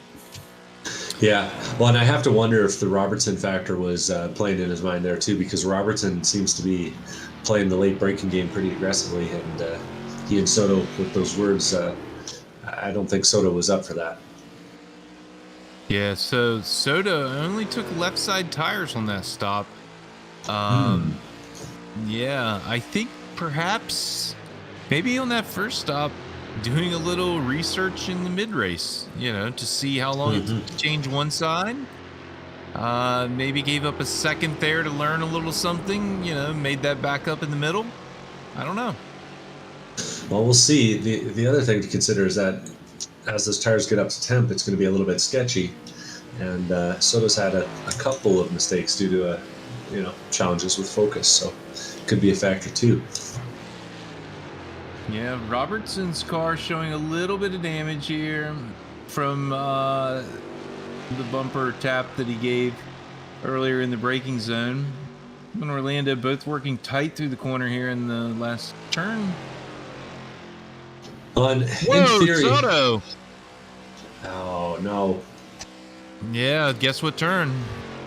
Yeah, coming on to Le Mans there, he goes and gets it a little loose, gets those rear tires off in the grass, and then has to catch it and give up some time on the exit. And Giebler will be rubbing his hands together on the back straight here. He needs a few more of those to be right back in it.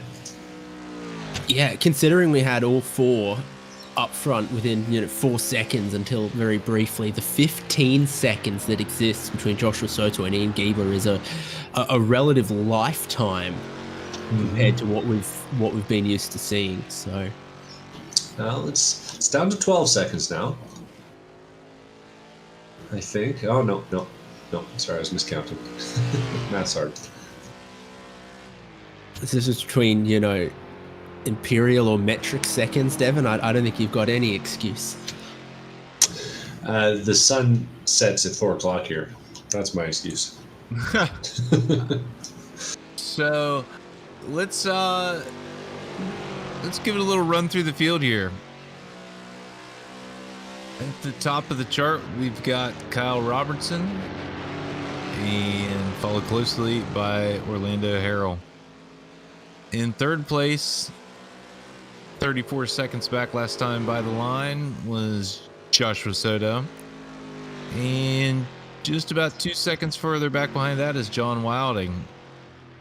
In fifth place, Ian Giebler, looking for a second win of the season. And Mark Kruger in sixth place. Patrick Pursley coming into the pits right now. He's running seventh. Andy Kosick is eighth. And Tim Wire still being repaired. Yeah, it's been a long pit stop for him. I think he used up his final fast repair there already. We've got Patrick Pursley on the lane now.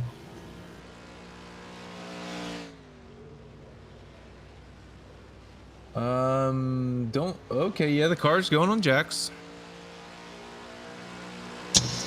Yep, only going for right side tires though, by the looks of things. Usually they go left then right.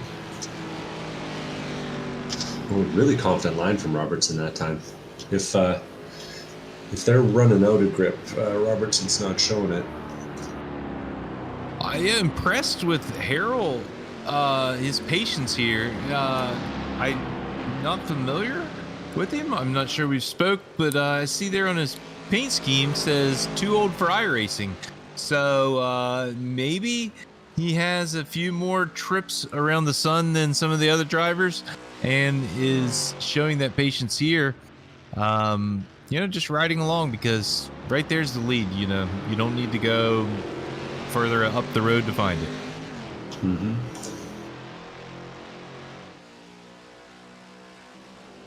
Soto's looking really confident on those new tires, though. Last time by, a 2:21.5 makes him the fastest guy on track by about a half second. Giebler, meanwhile, even with fresh tires, is running 2:22.8 last time by. Yeah, he's got 3 laps on them now, so they're getting up to 10. Soto's still probably right there on the backside of the danger zone. So we need to keep an eye here on the top two when they come in to get their next service, assuming they change tires. Need to be careful on that outlap. We've seen quite a few mistakes on the cold tires. It'll be interesting to see, because by the time they get there, they'll be under 10 laps to go, assuming they go out the full 20 or 21 lap stints that they're capable of. Could very well be a deal where they're not. It's not quite worth it to take fresh tires, but whether or not they know, we'll have to see. Yeah, no, I think if I'm sitting on the pit box, just as an impartial, viewer here, these cars don't have the pace that third place has. I think they need to, play this race as it comes to them. And as I say that, both of them head to the pit road. So we'll get to see what goes on right here and Soto will be closing Soto's already quickly. on the back straight. I got to think that he'll be 7 or 8 seconds down the road by the time these two get out of the pit lane, even if they have pretty short stops. Yeah, he had that super long fill in the beginning. I think that set him up for an advantage here. Unless we see just a splash out of these guys. I Neither don't one's see them got going tires. up on jacks. Don't see him going on jacks. So, okay, Robertson's rolling. That was a pretty quick stop. Yeah, 11 seconds. Yeah, he'll hold the lead. He'll be right neck and neck with Soto on this one. So Robertson is still just fractionally ahead. It'll be about a second and a half once they both get up to full racing speed. I think maybe a little closer to 2 seconds. Wilding's running third, but he's going to have to make another stop. And Giebler's just going into turn number 1. So, you know, I got to say, it looks kind of like he's got the fuel strategy all kinds of wrong right now.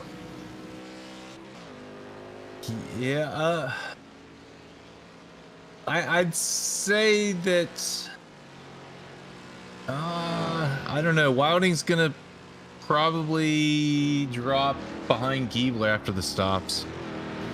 Oh yeah, but I'm curious to see if Giebler can even make a dent in the guys ahead at this point.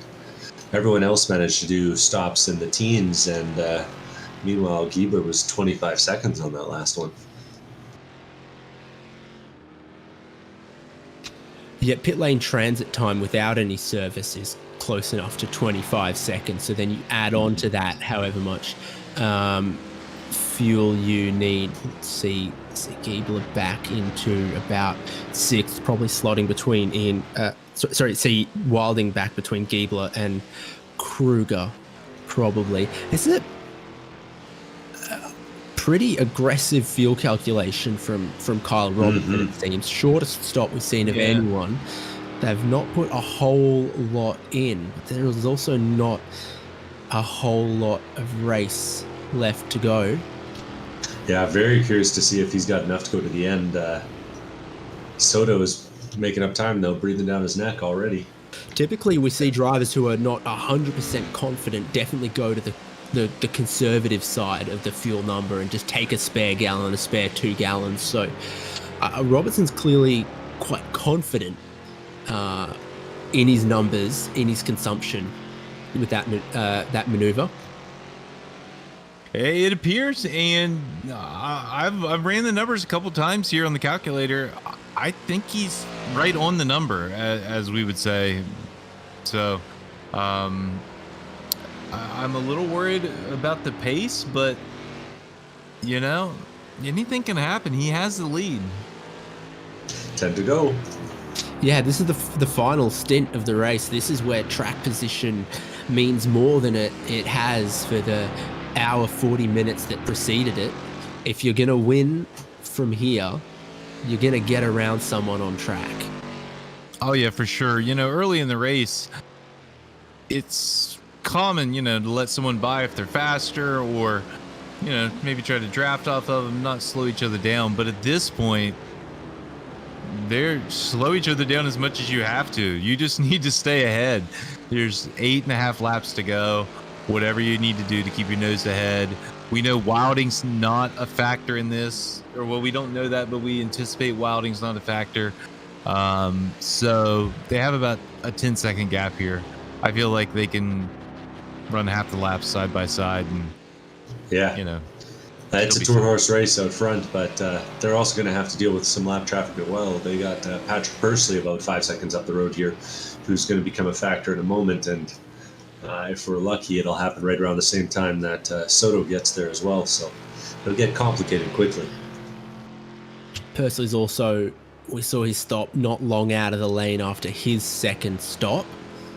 So only just now risking going a lap down. Underneath a second, the gap between first and second place. Oh, and it gets a lot closer through there. It's starting to get getting dark. A lot darker, and I wonder if that plays into the confidence of maybe especially Robertson. Your drivers running in the top 3 positions right now are Club Florida drivers, so they are out in force at their local track.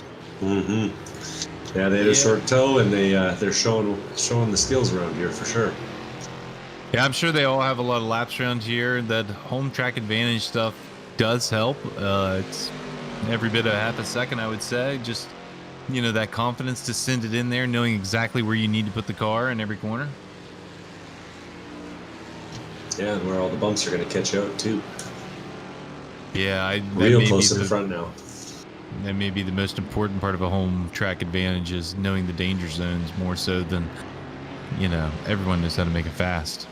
But yeah, as you mentioned, Soto looking on here, but as it gets darker, I just have to assume Robertson's bumper's going to get wider. Yeah, well, and leading with the guy behind in the sim, it's actually kind of nice to have that second set of headlights lighting up the track at this time. So, there's definitely an advantage up front. They light up your interior. You can tell when someone's right in behind you, though. Oh, yeah, no light flashing buttons here. Yeah, it's just like in the real world, it's, it gets tough to see where those cars are when they're, behind you. So at some point you just have to, look forward and just hope that, no one stuck it in there on you and turn in. But there's still, 7.5 laps to go here. I think if I'm a crew chief, you got to preach concentration, patience, hit your marks. Yes. Yeah, Soto's going to be putting the pressure on, and he had the model of Nick Love through the full first half of the race, but Robertson's got his fair share of pace too. Real tight there through Le Mans. Big slide from Soto in the middle.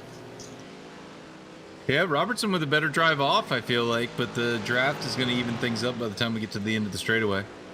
Interesting gear ratios in this car at times. It feels like second, third gear, slipstream non-existent, and then in a straight line you sort of pluck that maybe fourth gear, fifth gear that just feels a little too tall. Car starts to stall out in the aero drag, and that's where the slipstream can have a big difference. They're close as they come off of Sunset Bend, and this is Robertson trying to play that defense. He's not going to give a car width down the inside to Soto, or is he? Soto's going to force a gap. He knows where the wall opens up, but that's such a tight line for both of them down the inside. That is such a time loss to defend, to try to attack like that. They're giving up seconds in just one corner.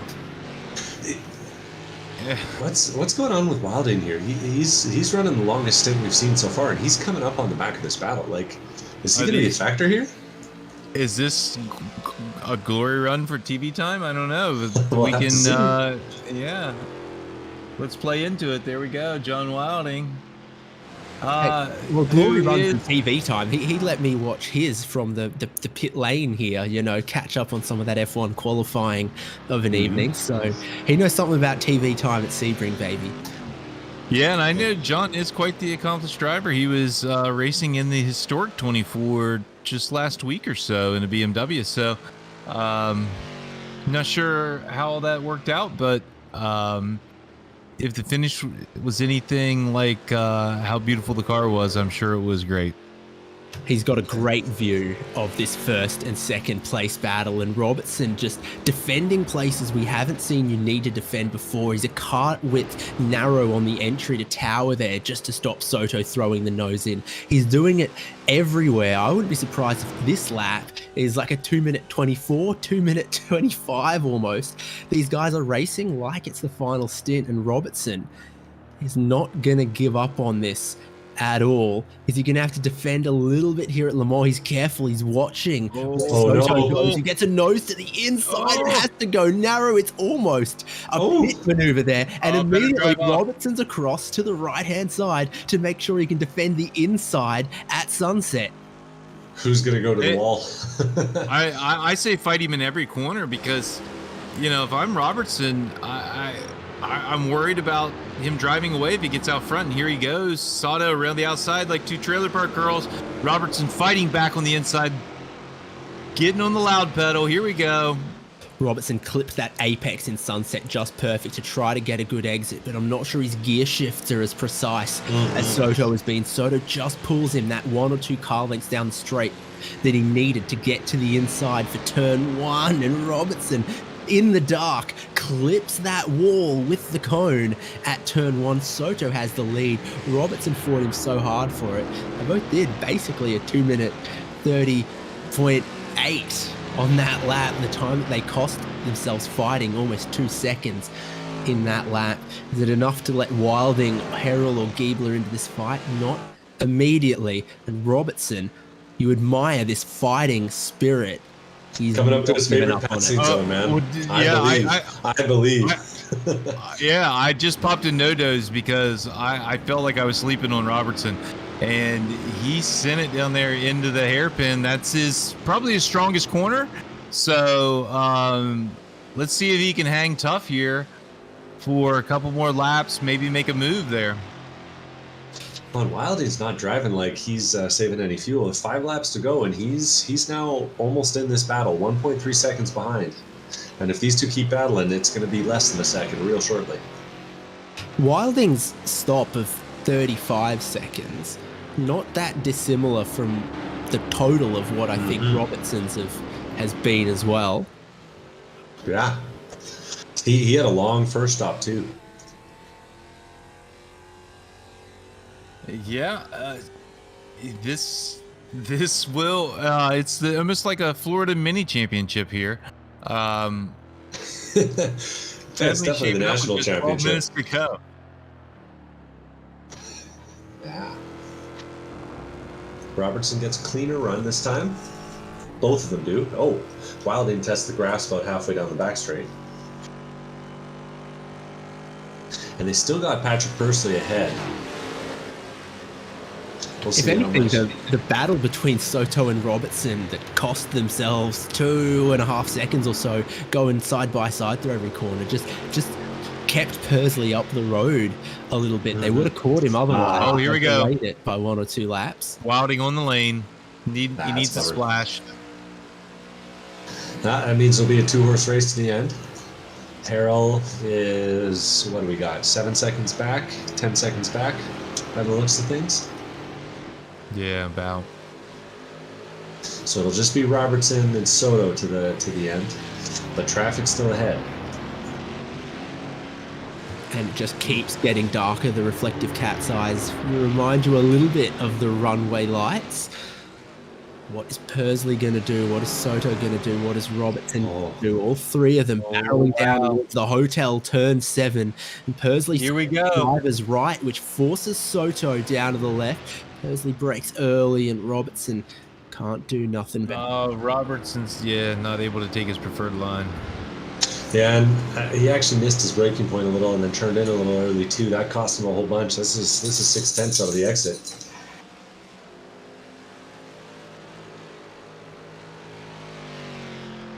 Soto off the hook a little bit. The traffic falling in his favor. John Wilding needing to pit with the 5 minutes left to go. Wilding rejoins in the 5th position. Yeah, Soto's just going to have to lock it down now. Getting real dark out there, too. But I don't think he can back off of it necessarily here. Earlier in the race, we've kind of assumed that he had the advantage here, but I'm just not seeing it here in the last couple laps. I think that Robertson might be able to get something together here with Sato getting a bit of a wiggle off Lamar. Yeah, Robertson's showing all the pace, and it's especially impressive given that he didn't take any tires at the stop, whereas Soto did. So Soto's on 8-lap-old tires, and Robertson's on 24-lap-old tires. That's true. In that front turn in, even though Sato only took the left sides, in the sunset there, having a fresh left front would be very welcomed. Here. And it starts to stretch out just past the DRS zone.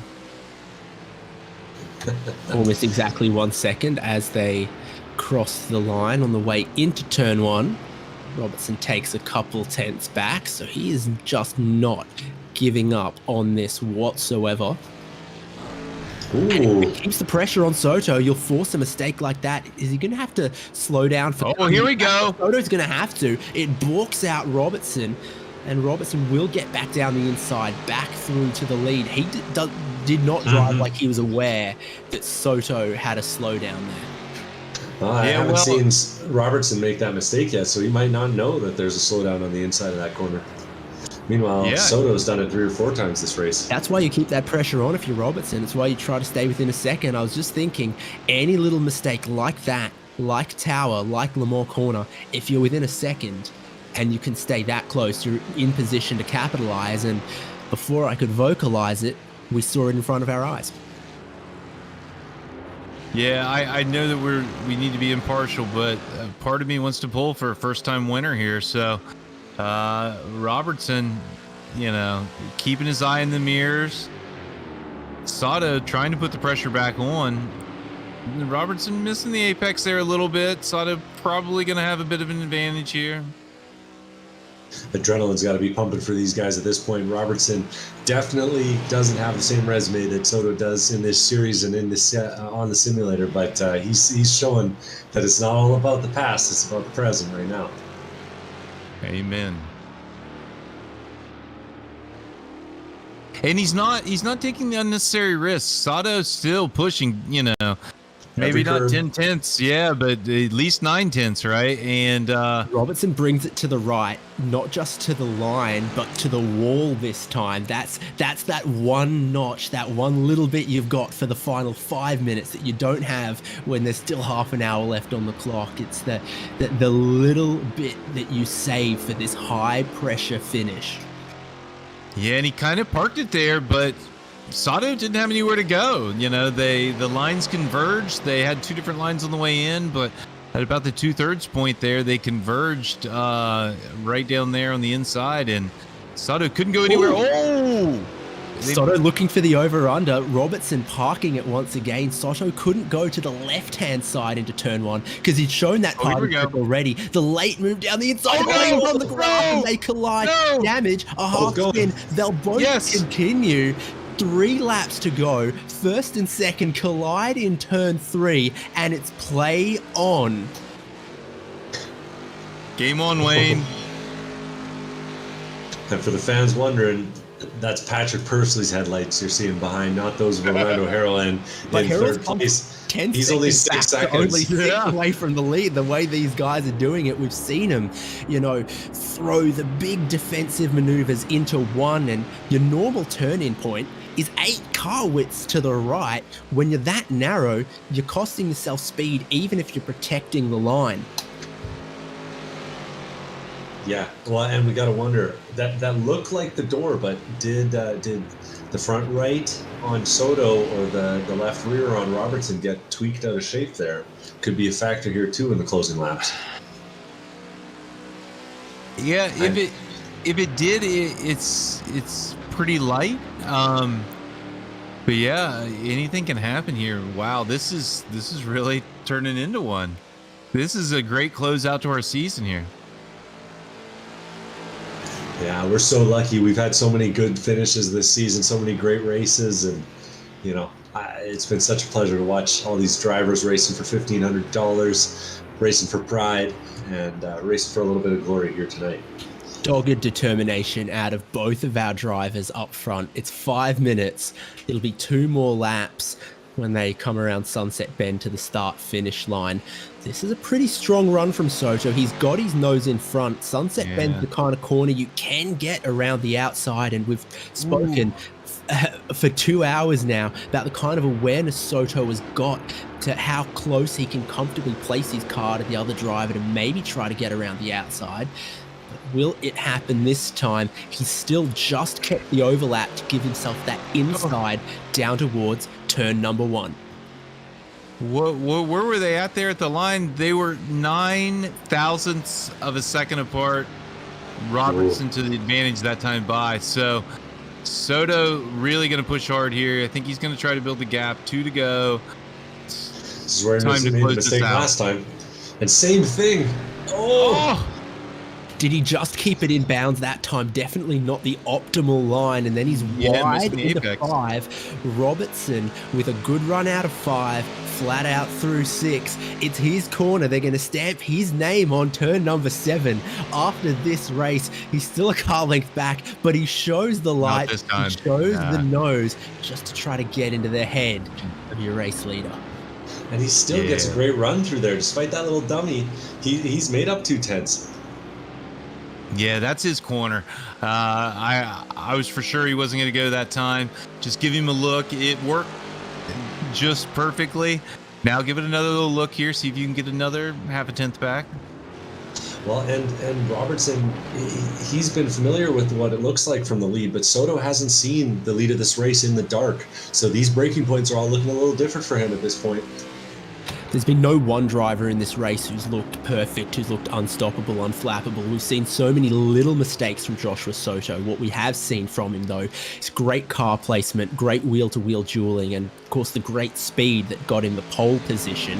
It's those other little chinks in the armor there that I feel like Robertson can exploit to just put a little bit of pressure on Soto, and you might see mistakes again at this corner, at Tower, at the other places, and he just gets out onto that grass again where you can't keep the full throttle. So down towards Sunset Here Bend, we go. thinking about the white flag briefly, Kyle Robertson still has a chance at this, still has the pressure on Soto, and is looking to get some overlap into Sunset Bend. He'll get some. He'll put Soto off his usual preferred line, and how they start this final lap will set the tone all the way for 3.5 more miles of racing action in the ChampCar iRacing Series for 2022. They start the final lap of the final race side by side at Sebring.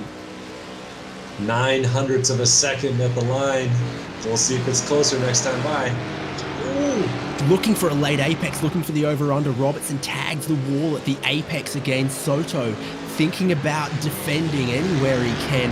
Robertson, headlights ablaze in the mirrors, in the interior, lighting up Joshua Soto's eyeballs. It's all about that drive off 5 again for Robertson.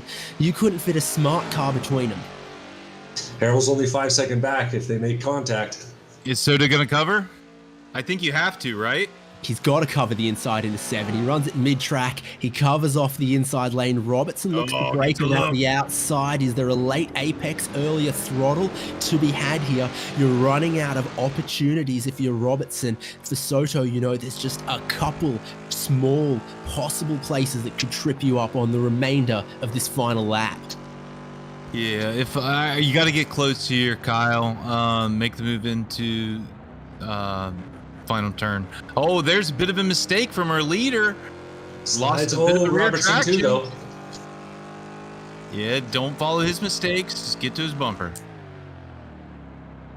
There's always sell the surprise, send down the inside of Lamar corner as well. Not a move you see that often, but you can get in there and steal the apex away. It's one of those moves, again, you might just save for late in the race like this. We've seen so many lead changes with these Mustangs at Sebring, and Joshua Soto has fought his way back to the lead a couple of times. Now he's only got a couple more corners to try to hold on to it. There was Robertson on the narrow line in there. He gets the glass in the round, and Robertson's going to tag the wall on the final lap, giving it everything for a win. Wow, that's Harold coming up on Robertson. Harold might beat him to the sunset. over to the wall, but yeah, he's gonna have the momentum. So Harold goes through in a second. Joshua Soto, they threw it all at him. He had to work for it, and he will hold on for his second win in the ChampCar iRacing Series for 2022. He's first in the Ford Mustang, and he's first at Sebring. Harold comes across the line in second place with Robertson not far behind. Great showing by those two, and crossing the line as the fireworks go off. Robertson unhappy, you got to think, with that finish, but really impressive performance for him tonight. Great sportsmanship as the winner. Soto congratulates Robertson on the fight, on the battle.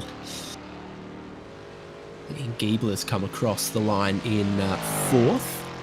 And John Wilding crosses that Panos logo right before the start-finish line as well for 5th.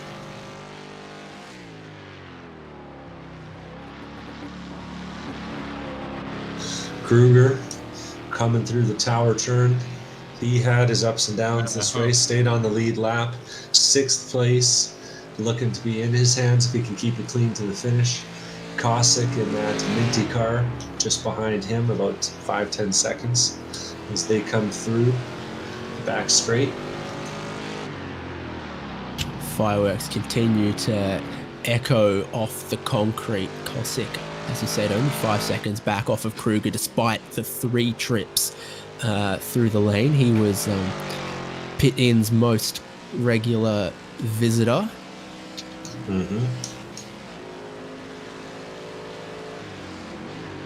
Patrick Pursley, the only driver a lap down, he's crossed the start-finish line as well.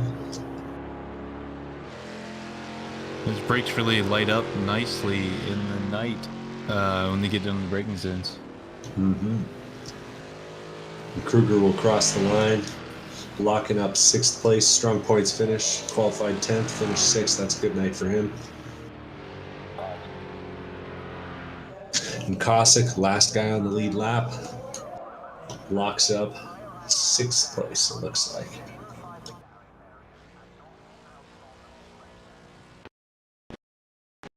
Let's get to those results then. So after 2 hours of Ford Mustang racing at Sebring International Raceway, Joshua Soto converts the pole to the win, but it was anything but easy for him in the day, through the pit lane, through the night at Sebring. Harrell and Giebler complete that podium from John Wilding, Mark Kruger, Andrew Cossack, Kyle Robertson, all on the lead lap. 1 lap down for Patrick Pursley, and Tim Wire completes enough laps to be a classified finisher. It's retirements for Nick Love, Jonathan Patterson, Justin Hall, and Brian Edwards. Am I reading these results right? Did Robertson get a post-race penalty there? Yeah, he we'll need to talk to the admin, but yeah, I believe his post-race celebrations caused him a DQ. Yeah. Yeah, DQ. So, Yeah. but he crossed the start-finish line and in 3rd place. So do we want to go? I'll take 3, Devin 2, David 1. Do we got 3rd place in there? Orlando Harrell don't see him. No, Orlando got Robertson. Robertson was 3rd. Okay. We've got Robertson. I see Robertson there. Kyle, hell of a race out there tonight. Drama all the way to the end. Yeah, man. Man, that last lap, turn 16. I was trying to set him up. I thought I had it, and I just went a little too far out there. But man, that was a lot of fun battling Josh. That race was all amazing. Hey, it was great from up here to see as well. It looked like you were on kind of a different plan all the way through, and we thought we didn't think you had it at the end there as you were coming into the final pit stop. But real quick stop there. That was some good fuel math on your part. Yeah, I appreciate that. Yeah, I try and figure this stuff out prior to the race and try and just cut it a little close there. My crew chief hates that I do that, but as you guys see, it helped me out position wise. So yeah, I just do what I can to get the best position than everybody else. Absolutely. Looked like the hairpin was your specialty out there tonight. How many cars do you figure you took through there? Oh man, maybe 3 or 4. Yeah, I really value that hairpin. I've noticed in other races, a lot of people mess that one up, so I do my best to that one. And turn 16 usually like my money turns, trying to get people.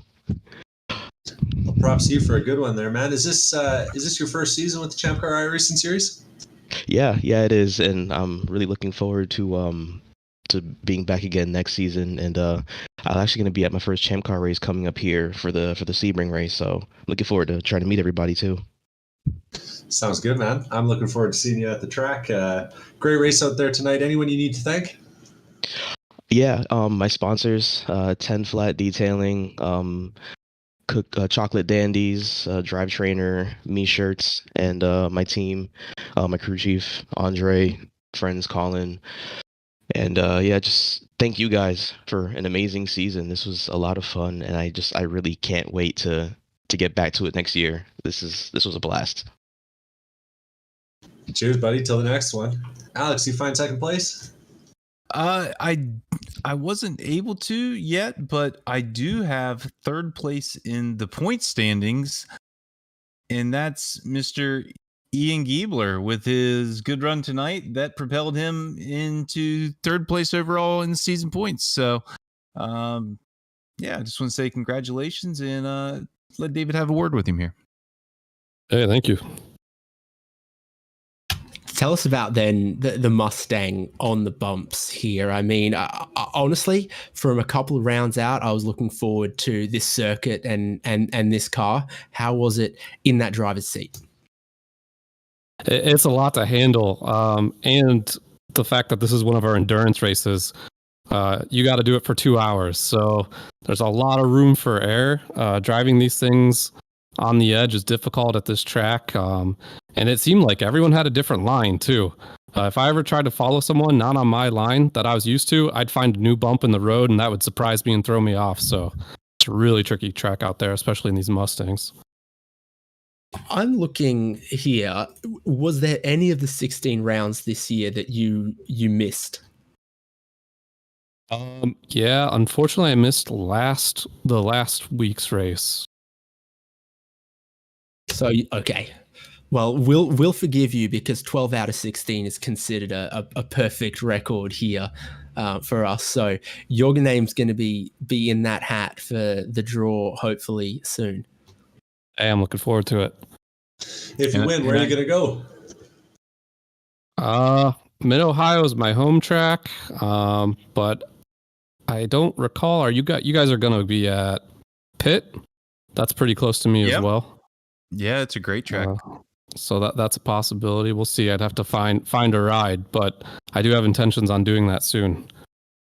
I don't think anyone's been unimpressed or dissuaded from having you on board from what they will have seen from the ChampCar iRacing series this year. Do you have any sort of season overarching thoughts about the 4 cars, how you've done, tracks that you've enjoyed or not? Yeah, last year I was a mid-pack driver. Just had a goal to crack into the top 10, and this year I was running in the front pack. So made good progress, and looking forward to what next year brings. Well, great result from you. 1 win to your name, and congrats. Appreciate it, guys. Yeah. Thanks for putting this on. Yeah, I think Ian Giebler's a name you'll see at the top of the sheet many times next season, and our champion Mark McCormick should probably watch his mirrors. That's the goal. Awesome to hear from a couple of our drivers post-race. I don't think we're getting any more stopping by, unfortunately, but Devin, Alex, wrapping up the season, 16 rounds, some of North America's greatest tracks, some great competitors from both the ChampCar Endurance Series and our iRacing friends, and a cross mix between them with some great racing. I've just loved to see the progression of all the drivers in the series this year. I mean, the different challenges we've got on track, the different sort of formulas that we bring out every week, whether it's a 2-hour race, 1-hour race, front wheel drive cars, really shows the different skill sets that we've got in this series, and honestly really shows the high quality drivers that we have. That even looking at the iRatings of some of the drivers in this series, we've got guys that are in the top 5, the top 3% of all the drivers on the iRacing simulator, and that's some elite company for sure. So it's been a pleasure to watch them all race this season. Yeah, I just have to agree with what y'all have said. I watched 12 of the races from out the windshield, and a couple from up here in the booth with you guys, and it's a great series with such close racing. Congratulations to Mark McCormick. I don't know that we talked about it enough tonight, but he was our champion. This is 2 in a row, so congratulations, Mark. We'll see if you can make it 3 in a row and tie the record next year. I'm sure you will be back and provide quite the challenge. But just a rundown of our top 3 was Mark McCormick was our champion. Justin Hall was second with 1 win on the season and an average finish of 4th. And Ian Giebler came in 3rd with 1 win and an average finish of 5th. So congratulations to all those drivers. And also congratulations goes to what looks like 13 or 14 drivers potentially who completed more than 12 of the 16 rounds, and their names go in a hat to be drawn to win one of those $1,500 Champ Box prizes, which will be very handy to one of any of Patrick Pursley, Ian Giebler, Andrew Kosick, Tim Wire, Sean Saputra, Jared Cubitt, Charles Kowalczyk, Alex Albert. I think Mark McCormick might be in on that, but Mark Kruger looks like he will be. Looking forward to that. That's almost everything, though, from the ChampCar iRacing series in 2022. Make sure you head to forum.champcar.org if you want to stay up to date with everything ChampCar, with everything ChampCar iRacing series, and of course, be one of the first to hear news for the 2023 season. It's been David Haynes, with me Devin Peters, Alex Albert, and Michael Derby. Thanks so much for joining us on HJBC for another awesome year. We look forward to 2023.